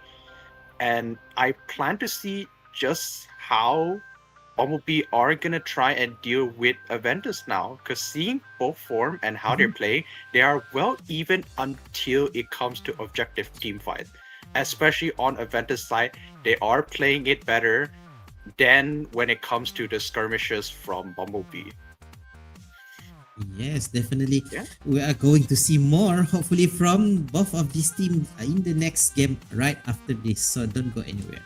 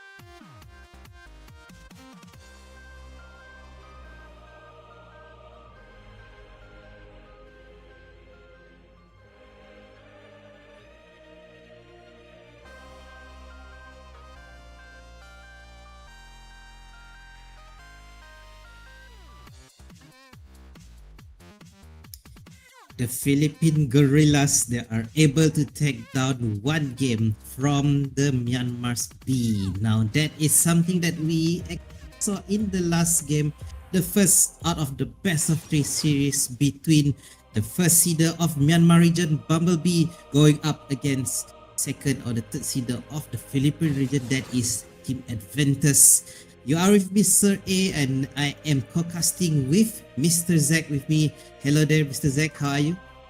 Yeah, doing fine on our second game of our second series. Now going into the Aventus niggas being onto the blue side and Bumblebee on the red Yeah. side. Now, So what do you want to thinking of expect any bet? from Adventus and Bumblebee? Yeah, I'm about to ask you I was about what would Yeah. what would you want to have from these two teams? I mean, like Bumblebee is so they are the top seed. So are they actually trying to experiment things in the previous game, or they need to come up with something much better because Aventus have very good and solid pickup in the first game. Yeah, while looking at their bannings now, it does seems like it's gonna be the same bans, though it they're for Aventus side, they are gonna ban a Gwen instead of the earlier go banning phase that they have, which was if I'm not mistaken, it was this Nocturne, Zillion, and an ADC, was it? Yeah, but so far it's still the same. Bumblebee side moving their prior on banning on the J4 into this first banning phase, and now we are looking at Aventus going in for the first pick. Yeah, I think you mentioned before that this J4 is so easy to scale up and power spike through just a single and double items. So I think many teams will definitely will not let the enemy side take J4 as long as they don't plan to play it. But yeah, I think J4 has been such a very solid champion throughout in few seasons already. But now we are going to see the top band champion, which is Bard. That is an S class tier support. Oh, and a Riven for Bumblebee side. So they're gonna try to match the aggression and bullying of this Renekton on the top side with Riven, both now being more of an evenly matched, and as well as Bumblebee having Nox Bard, which back in WSPL is a really strong pick that he has. He's really good at using that ultimate to try and get it engaged. For Aventus side, they are gonna pick the now very strong engaged Rel that has a lot of CC, following up with an Oriana. If she put the ball onto the Rel alongside the Rel, pulling everyone into it, taking the full damage of just how powerful that shockwave can be. And for Bumblebee side, they are gonna pick a Jax, who is also a good counter to the Renekton.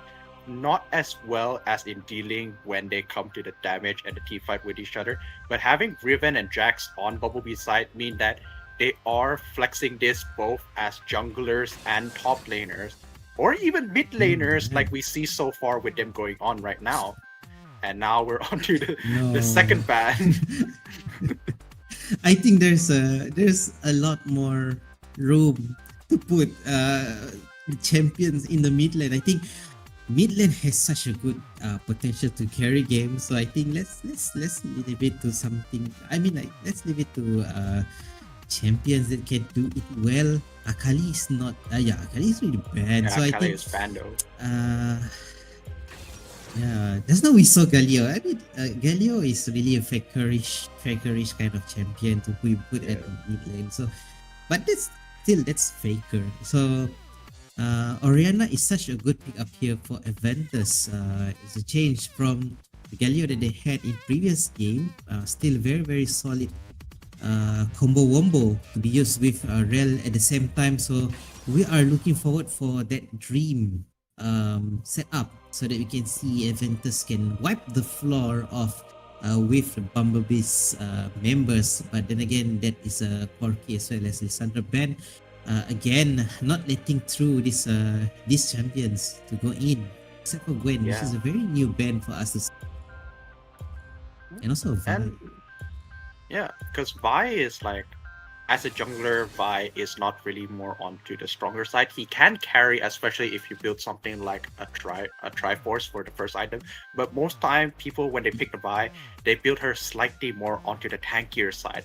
As an engage, because of the point and click ulti, she can lock down anyone that she like and have the team follow up and do the damage or burst that they need. And for now, with the second ban going off, being a Vi Lucian as well as Lissandra Corki, the Aventus is going to pick a Kaisa and what seems to gonna be a Lord. Fiora for jungle, Mhm. is what I'm trying to guess. Yeah, But it's gonna be a Fiora is a Fiora. very good lane. Yeah, Fiora is a good Lenduli. I mean, if you put it at the top lane or Baron side, so it's much more preferable to counter either Riven or Jax. I mean, Yeah, but but considering between like what they have there with the Renekton and the Fiora, Fiora Mm. is gonna be better as a jungler than it is Renekton. jungler, Yeah. yeah. And for Bumblebee's side, So we're going they are gonna pick a Zeri and Swain. So the Swain is gonna be their mid laner, and it seems like Jax is gonna be their top laner. Mm.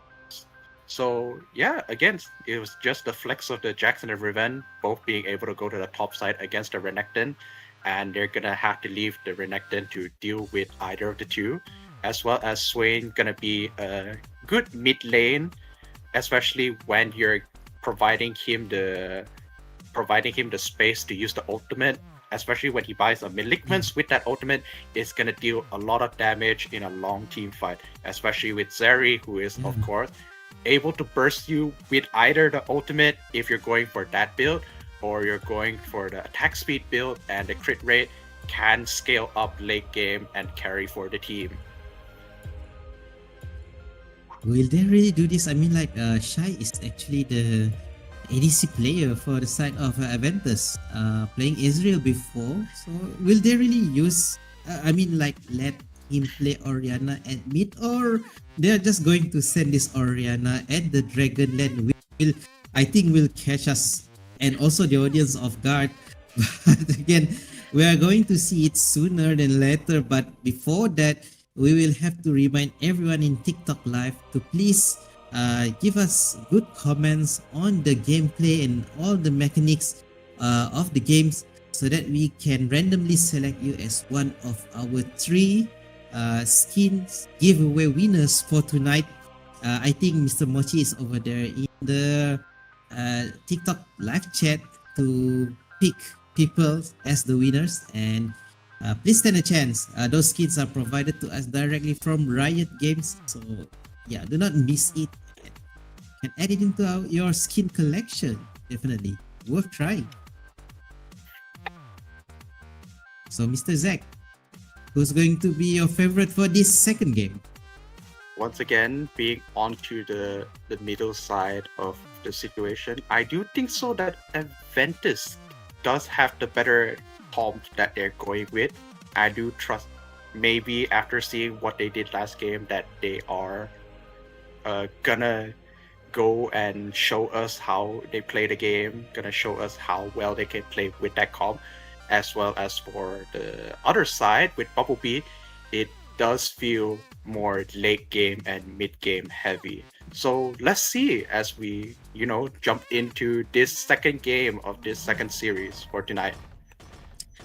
Well, let's go for it. The second game for the second best of 3s in the second round of upper bracket. We have the Philippines Adventus going up against the Myanmar's Bumblebee. So, previous game we see that both of these teams not really looking out at each other as early as the first minute, going by the more conventional playstyle, going into their own respective lanes, and then just started to scoring last hits and minions and whatnot. So I think it is going to tell almost the exact same story for the second game. But here at the top side already, that is the top laner from the side of Bumblebee. It's the Jax.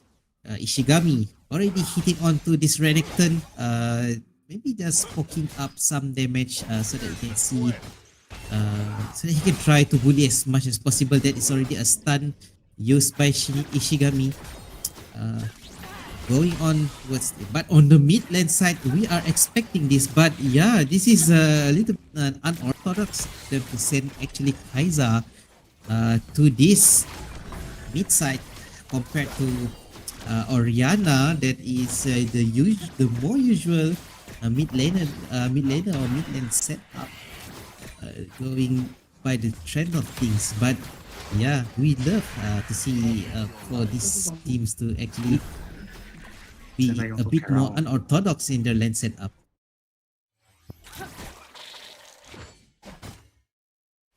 Yeah, I think Mr. Zack is finally back with us. Maybe some technicalities. Yeah, apologies for the technical issues. But now I am back with the casting. And so far, I'm looking at it, it seems nothing much happening, right? Yeah, there's not so much both of these sides. Just, while trying to get some of the last hits, they just spend some, rotate some of the skill combos against each other and maybe trying to get something in return. But then again, we see this Raven. Oh, finally, the jungler from the side of Aventus once again starting this game by diving into the Bumblebee side turret. They are actually showing Bumblebee here once again that they really dare to play under the enemy's turret as long as they can score something. But that is the loss on Fiora, which is a jungler from Adventus. Not so, a good trade-off. They already get, yes, they are able to score at least the Zeri, the ADC from the side of Bumblebee. But then again, losing Fiora over there at least means losing something from the side of Adventus. Yeah, but the kill does go to the Bard, meaning that the Zeri does not really get to snowball his lead. And Bard being, of course, the support means that he's not really gonna do much with that kill. As well as now we're looking at the top side, is pushing this Jax out for this Renekton with the jungler and this Rel on the top side. They're gonna go for a 2v3. It's a nice stun by Jax, but I don't think it is enough. He and also Kakage will be once again taken down by the hordes of Adventus players over here. Adventus, once again, they showed to us that they are actually moving so much faster and they are taking advantage of their the way they play with the wave clearing as well, the much more faster lane shuffling that they have, really punishing Bumblebee for staying too much in their lane side over here, and really show and really give a little bit favor towards the Adventus players. Now we see that the top lane or the Baron lane already one turret down from the side of Bumblebee. So I think, yeah, Bumblebee has to do something about this. They are actually really caught off guard in these two games, Zach.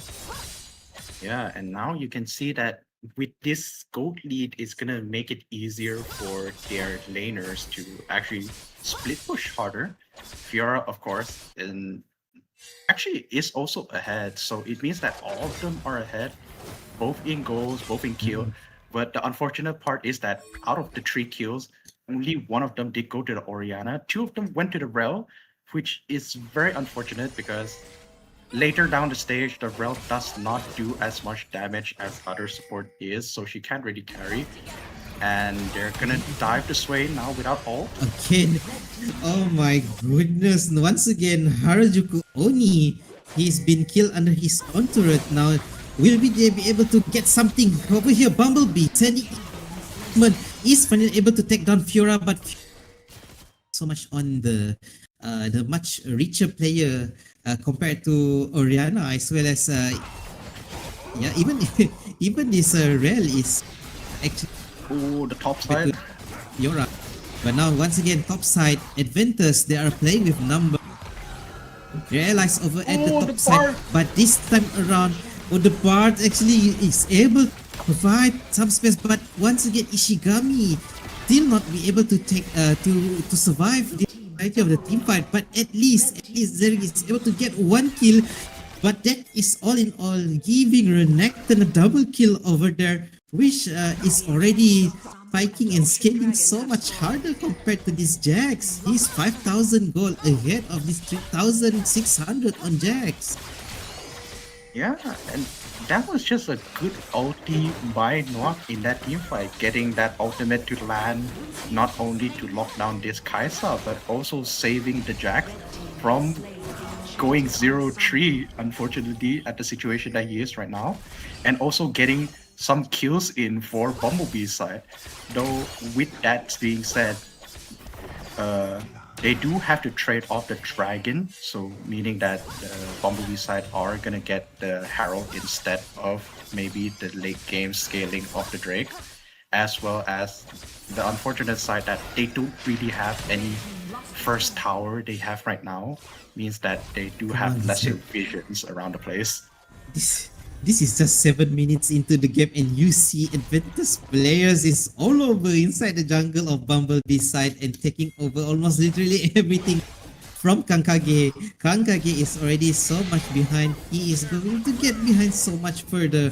Now Jax is even trying to help and secure at least this jungle creep over here, but will they be not be punished for this? But then again, this Renekton is really so heavy. He's just running down against both player, not providing space to actually breathe out.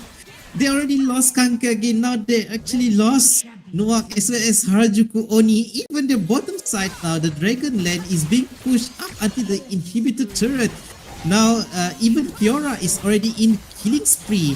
But at least Ishigami is able to take down Shy. But now this single Bumblebee player is actually being accompanied by two of Adventus player, but they are not able to take down this Jax. I think more of the skills is already on speed. And yeah, at least this time around Jax is able to get one kill, but he is still about 600 gold behind compared to already again Bumblebee player popping at the mid laners player of the Adventus now. Kaisa. Yeah. It's just With the head it's just pocket now swing. with it's just now with Aventus lead, they're trying to snowball as much as they can. They have to go, they have the kills, as well as now you can see with the Fiora having a Triforce, means that she does do more of the damage topside. Going to have a This is small already Triforce Triforce gaming already, right? Yeah. Everyone's building Triforce nowadays. The Raven, the Well- Jax, as well as the Fiora. And I have to apologize, but yet again, on Bumblebee's side, the Pew Pew Pew over here, he's building a Bloodthirster, which once again, I'm not an ADC main, but at the same time, that item is not as strong as it used to be, unable to provide the shield or the attack speed that they need to get out the damage, as well as the healing from it from the revamp is not going to support so much as any of the other items that they can get. And now you're looking at it, Aventus is just They are It's just playing. spreading their. Yeah, they are splitting the map. As you can see over here, two members from Bumblebee has to really try and chase Renekton all around the map, but Renekton is not even low on his health. At the same time, Kaisa is actually pushing at the bottom side, and then middle side, they have equal numbers between the Aventus and Bumblebee. Now they are diving directly into the second turret, and that is already a rampage to this Fiora who has been dying from Adventus side. But this the jungler who dies the most is actually on a killing spree now. For the side of Adventus, Bumblebee, they already lost 4 people, and only Harajuku Oni is already up over here with his sword. Will he be able to take at least 1 or 2 players from the side of Adventus? Now they are trying to catch Kaisa using Raven as well as Swain, but then again at the top side is the focus of Adventus player. They actually not able to run away over the Manila Arena on his Kaisa, but at least they can damage a lot for the inhibitor turret of Bumblebee at the top side. Already lost the middle side of inhibitor turret in Bumblebee. They are trying to get as much as possible back into this game with 11k gold down. Now they are able to take at least the Ice Dragon, Zach. Yeah, now you can see it. They're lane bullying, the lane pushing from the side of Adventus. Means that they can't really get out of their own base. Even the two inhibitors that's still standing is very low HP. Means that they have to stay far behind. And as you can see from the map, there's not even that many wards that they can do to kind of give them a vision or try to get a play out of anyone. Adventus over here is clearing most of it, including this one that maybe is in the Baron. Oh, they're going for the sneaky They Baron. are looking, yeah, they're looking, maybe trying to get some steal over here, but then again, the players from the side of Adventus, they are waiting behind inside the bushes, maybe just baiting. Only Fiora is alone over there, but then again, Renekton is able to burst Kankage down once again, and this Renekton is surviving. He's able to get away with a slipper of it. Now, it might second player from Bumblebee is taken down as well. That is Ishigami Jax has been killed 30 seconds down, and another player which is Bart on his Noak are not able to survive this onslaught as well. Now they are looking at closing this game. Adventus from the Philippines, they are able to take down the top seed from Myanmar, which is Bumblebee, with a very groundbreaking fast tempo land shoveling tactic.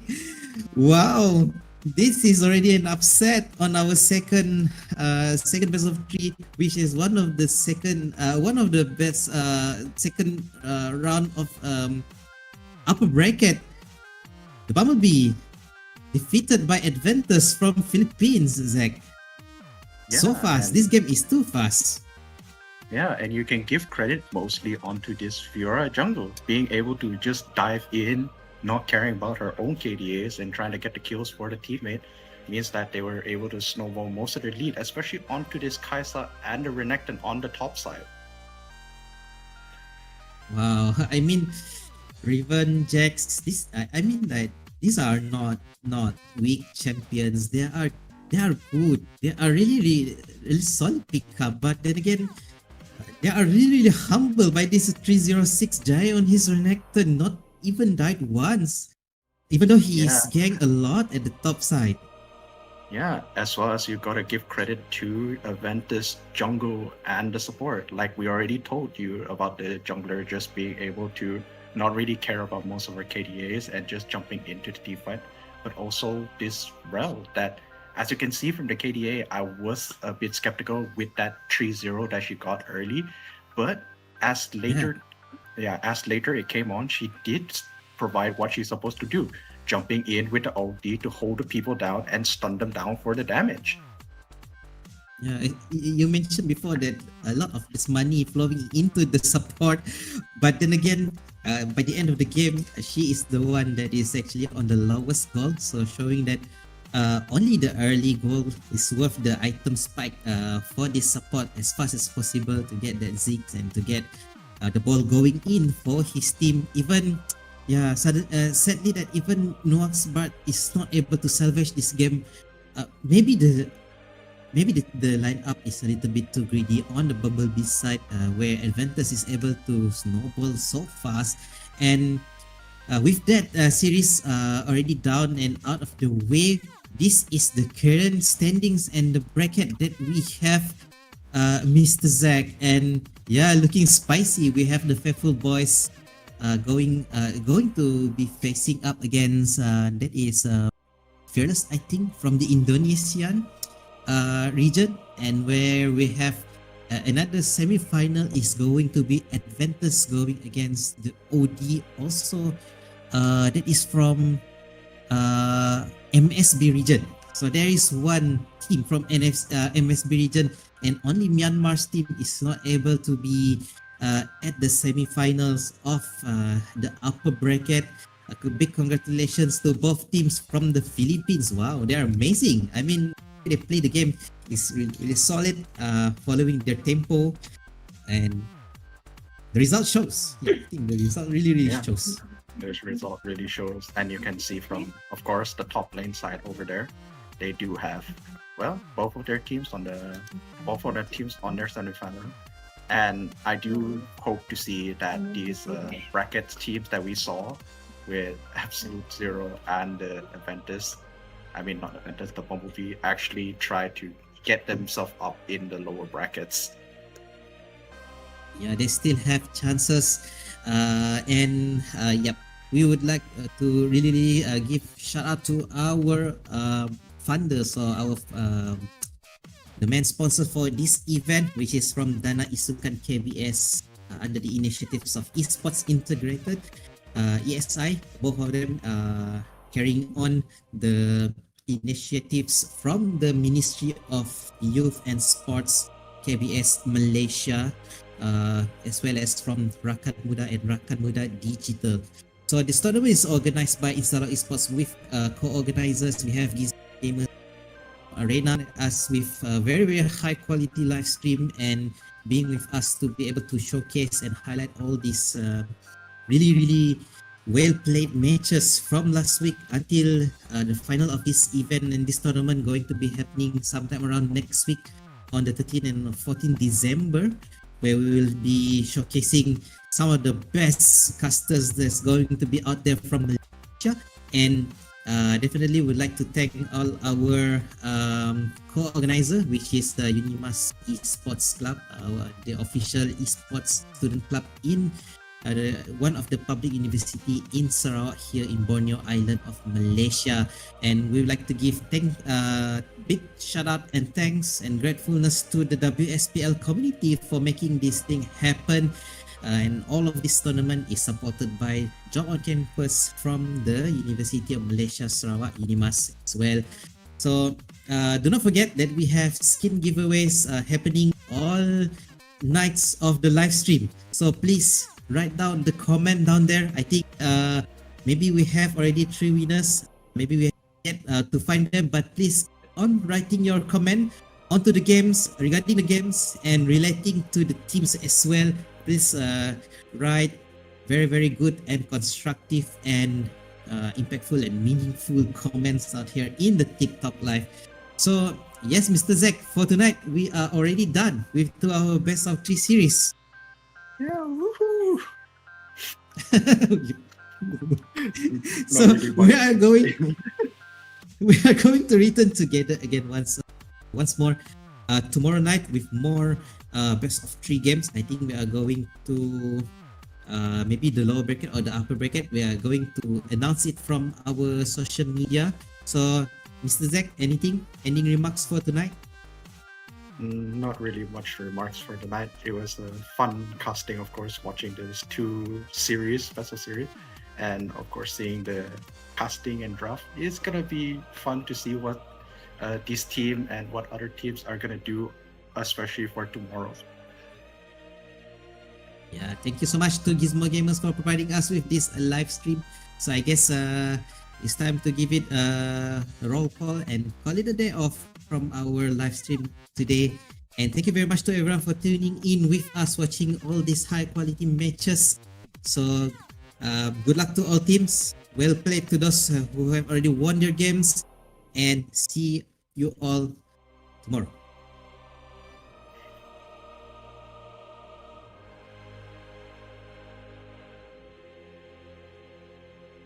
Ladies and gentlemen, welcome back to the Warrior of Shattered Pacific Legion. So today, I have a new co-caster. Yesterday, we have Contra on our side. Today, we have Giong. And we are going into our first regional finals for today for the Myanmar region. Oliver just going to be taken down very easily there. And yeah, and Kankage has been doing quite well. He flashes forward the Zinzao. We'll have to pop the ultimate, but Kankage stays alive for another second though. But the Lilia is here to knock the Ribbon down, and the last man surviving, Aatrox, is not gonna survive anymore. UPX Tony and UXP Shura does well in rotating to the top side. Again, Tony trying to help his top lane here, but what will the top lane from both teams do? Out by the Death Thunder, by the Aatrox going to be used. Galio Hurricane is going to save. Can he be there? The two taunts on the back line here, but the Volibear's one be taken down. 2 versus 2, one person down from each team. UPX Tony finally be taken down. Aatrox, Kankage flashes forward, but the last Q of the Aatrox couldn't defeat Shura just in time, but that is a massacre. 2-for-1 trade for the side of Bumblebee. Oh, gonna stun up Ishigami here. What's gonna happen? Has to jump forward. Trying to get onto the Lucian in the backline though. Magnet Storm hasn't been used here, but the Aatrox is just wreaking havoc in the front line. Magnet Storm finally be used, but only catching one though. The Bard is the not target you want to find here, but the side of Unexpected finally jumps in. Aurora just jump forward. Is he jumping onto the side of Randy, but he stays alive for another day. 5v5. This fight has been chaotic all over the place, but nobody seems to be dead yet. And again, Elf is the front lining now, and both teams are killing each other without killing each other. Alice is doing that, Alice is doing that, but Aatrox trying to find something here. Guyang. Yeah, they will try to die. Flash in. Elk might just get obliterated there.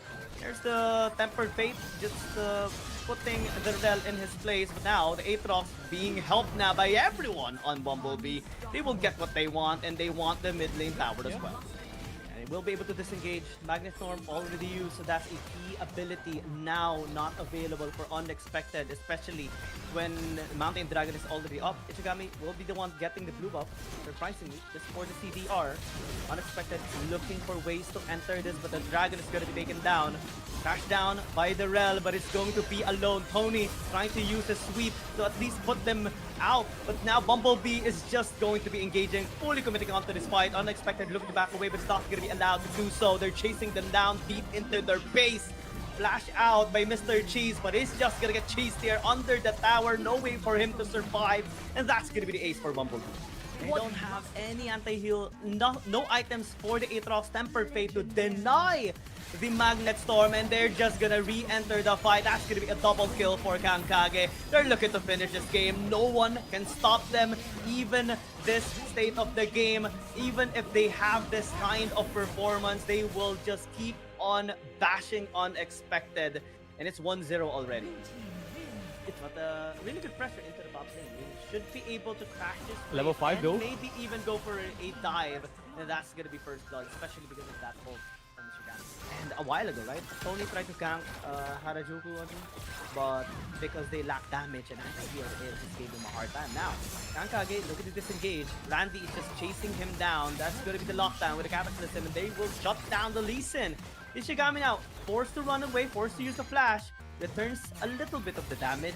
It's not enough to actually take anyone down. Good pull coming in from Harajuku, or Harajuku. But they won't be able to get any kills. The Chaos Storm as well is just a bit of a hassle for them.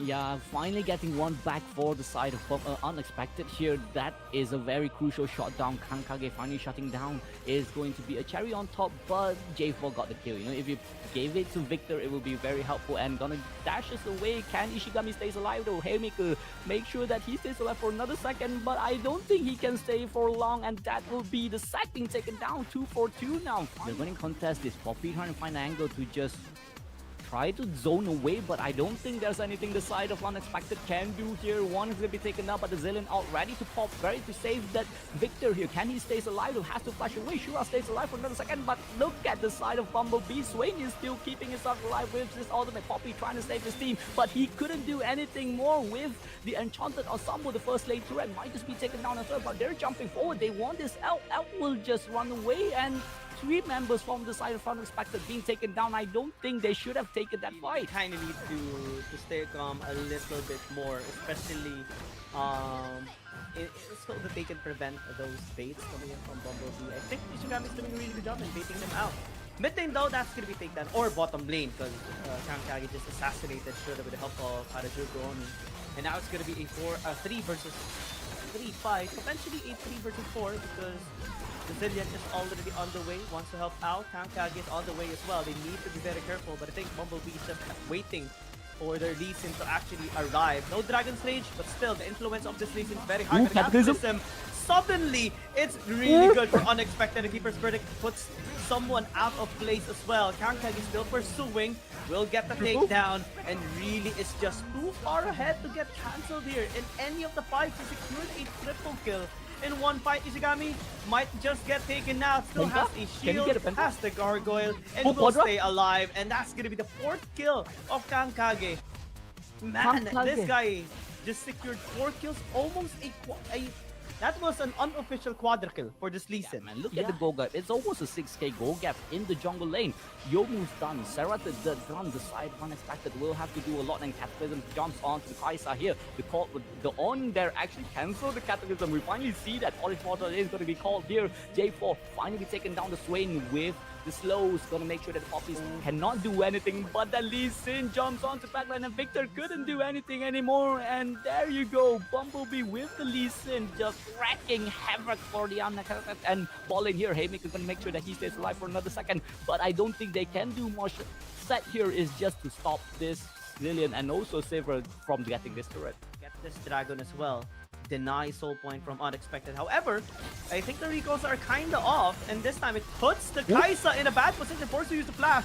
Showstopper though onto the back line, trying to get a new position here for Bumblebee. Flash and collapse into. Great punch coming in from Ishigami. The follow-up is actually going to be huge here on Bumblebee. Kankage as well, looking to get this entry. Sonic Wave did not connect onto the Zillia, but is still trying to get that chase down. This time it connects. Kick onto the Victor, and looks like he wants to go in because his mind is telling him yes, and the body will proceed in doing so. Unexpected keeps taking these fights. You know, we know that your name is Unexpected. That fight is very unexpected for you to take. You're very far behind, and looking at another unexpected fight. What is this Poppy trying to do? Trying to defend your turret, but your turret is no more there, and Kaisa is just gonna melt you out, and that will be a free dragon and also a free Baron for the side of Bumblebee. Unexpected again. Keep calm. Don't take those fights. Let your Silver scale. Let your Zillion scale. Let your Victor scale. You need items on this champion. Fighting is not an option here. Oh, great timing on the Showstopper. Just completely stops the flag and drag. Tony wants to get into the Baron pit, but it's the Kaiser that gets it.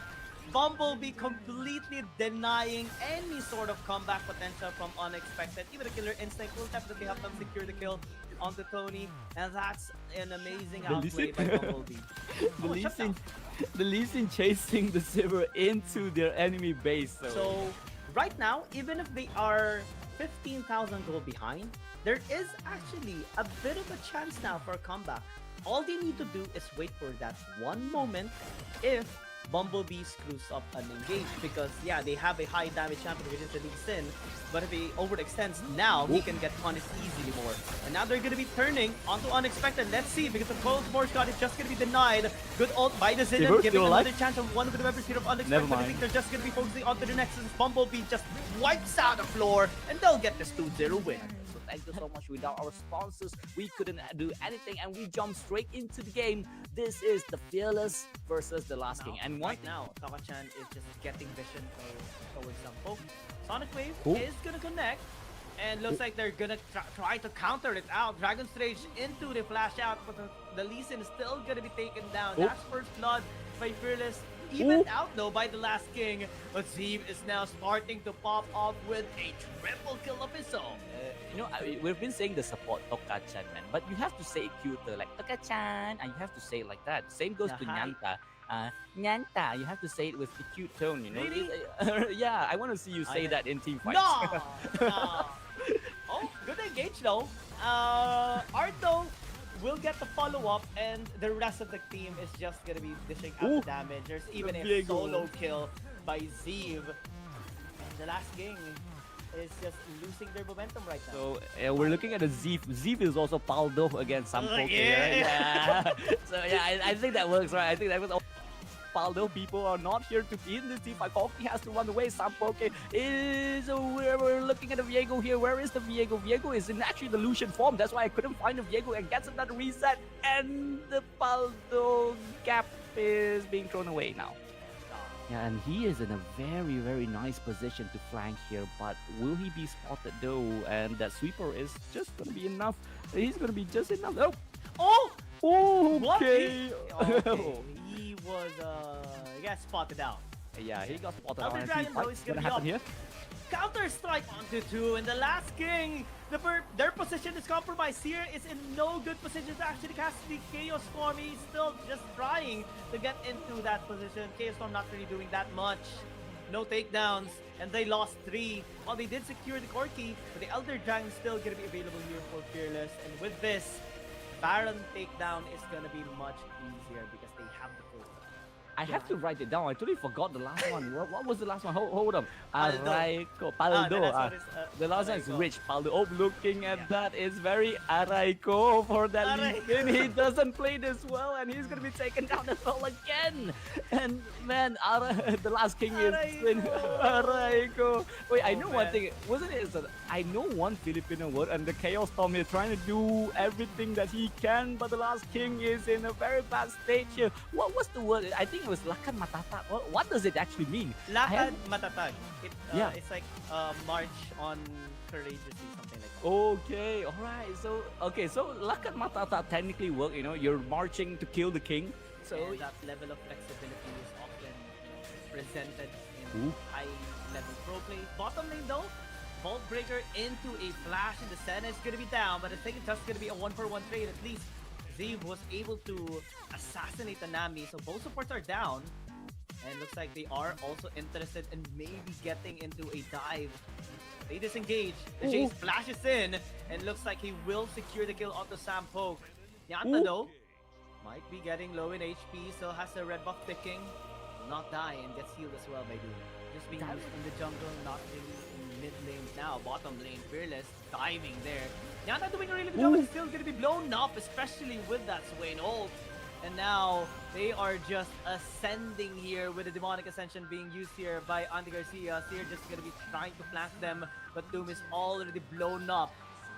Good shutdown though, at least. It is gonna be the Nami though that gets the gold. Tower gonna be taken down by Fearless as well. So that's a lot of gold by this red side team. Tipping is gonna be getting a better angle to this game. Already has a Bloodthirster, but now they go to Topa Chan. Actually, onto Andy Garcia instead. Donny Chan is going to be used for the sustainment. It's not going to be enough to actually allow the Swain to survive. 5 versus 3 now because the Poppy is nowhere to be found. Ardo as well getting low in HP. Still has a Gargoyle to actually have some shield, but it's not going to be enough again. 2 members taken out. Nyanta as well on the side, pre-hitting, taking them out one by one. And he even secures a double kill once he secures a triple kill, but the Poppy's already onto the tower. But they are happy with the exchanges that they've gotten this time. Yeah, and everything started with Seer, actually, the Zed, getting chased around by Fearless. And it bought so much time for the rest of his teammates to be there in the bottom lane to punish the overextension of Fearless. And since Fearless were just collapsing, they didn't really have any good position to work around with. So even if they do have really good sustained champions, if they're not in the position that they have to be, Ooh, look at just that. like now, it's going to be detrimental for them. And the last king, they are really happy and capitalizing until this moment. The Keeper's Verdict will isolate the Rumble, and Doom looking to just sustain his teammates. Bone Blossom getting low in HP, but Seer will find the entry and shut him down. Nyanta though, getting chased, might actually get shut down as well, especially because of this Mordekaiser that does a really good job in taking one out. But with 3 casualties already, they don't have that much firepower. Great knockup coming in from Bloom as well. So it's a 1-for-4 exchange favoring the last king. They don't have them. Like Jace does well early game, that's for sure. But if the Jace cannot snowball his own team into a place where they could just do damage, it's always been a trouble. And Baron is going to be trying to get stolen by the side of Fearless here. Let's see. They are piling, but the equalizer is piled on top of them as well. Antigers here trying to do some miracles onto the backline, but it's not going to be enough. Nyanta is still able to shut him out. Ardo though, trying to chase down Doom, unsuccessful in doing so. Dynamic pops in another bubble before he actually gets taken down. And now Nyanta is just free hitting for days. Great pushback as well to give space for him to just keep on firing those silver bolts.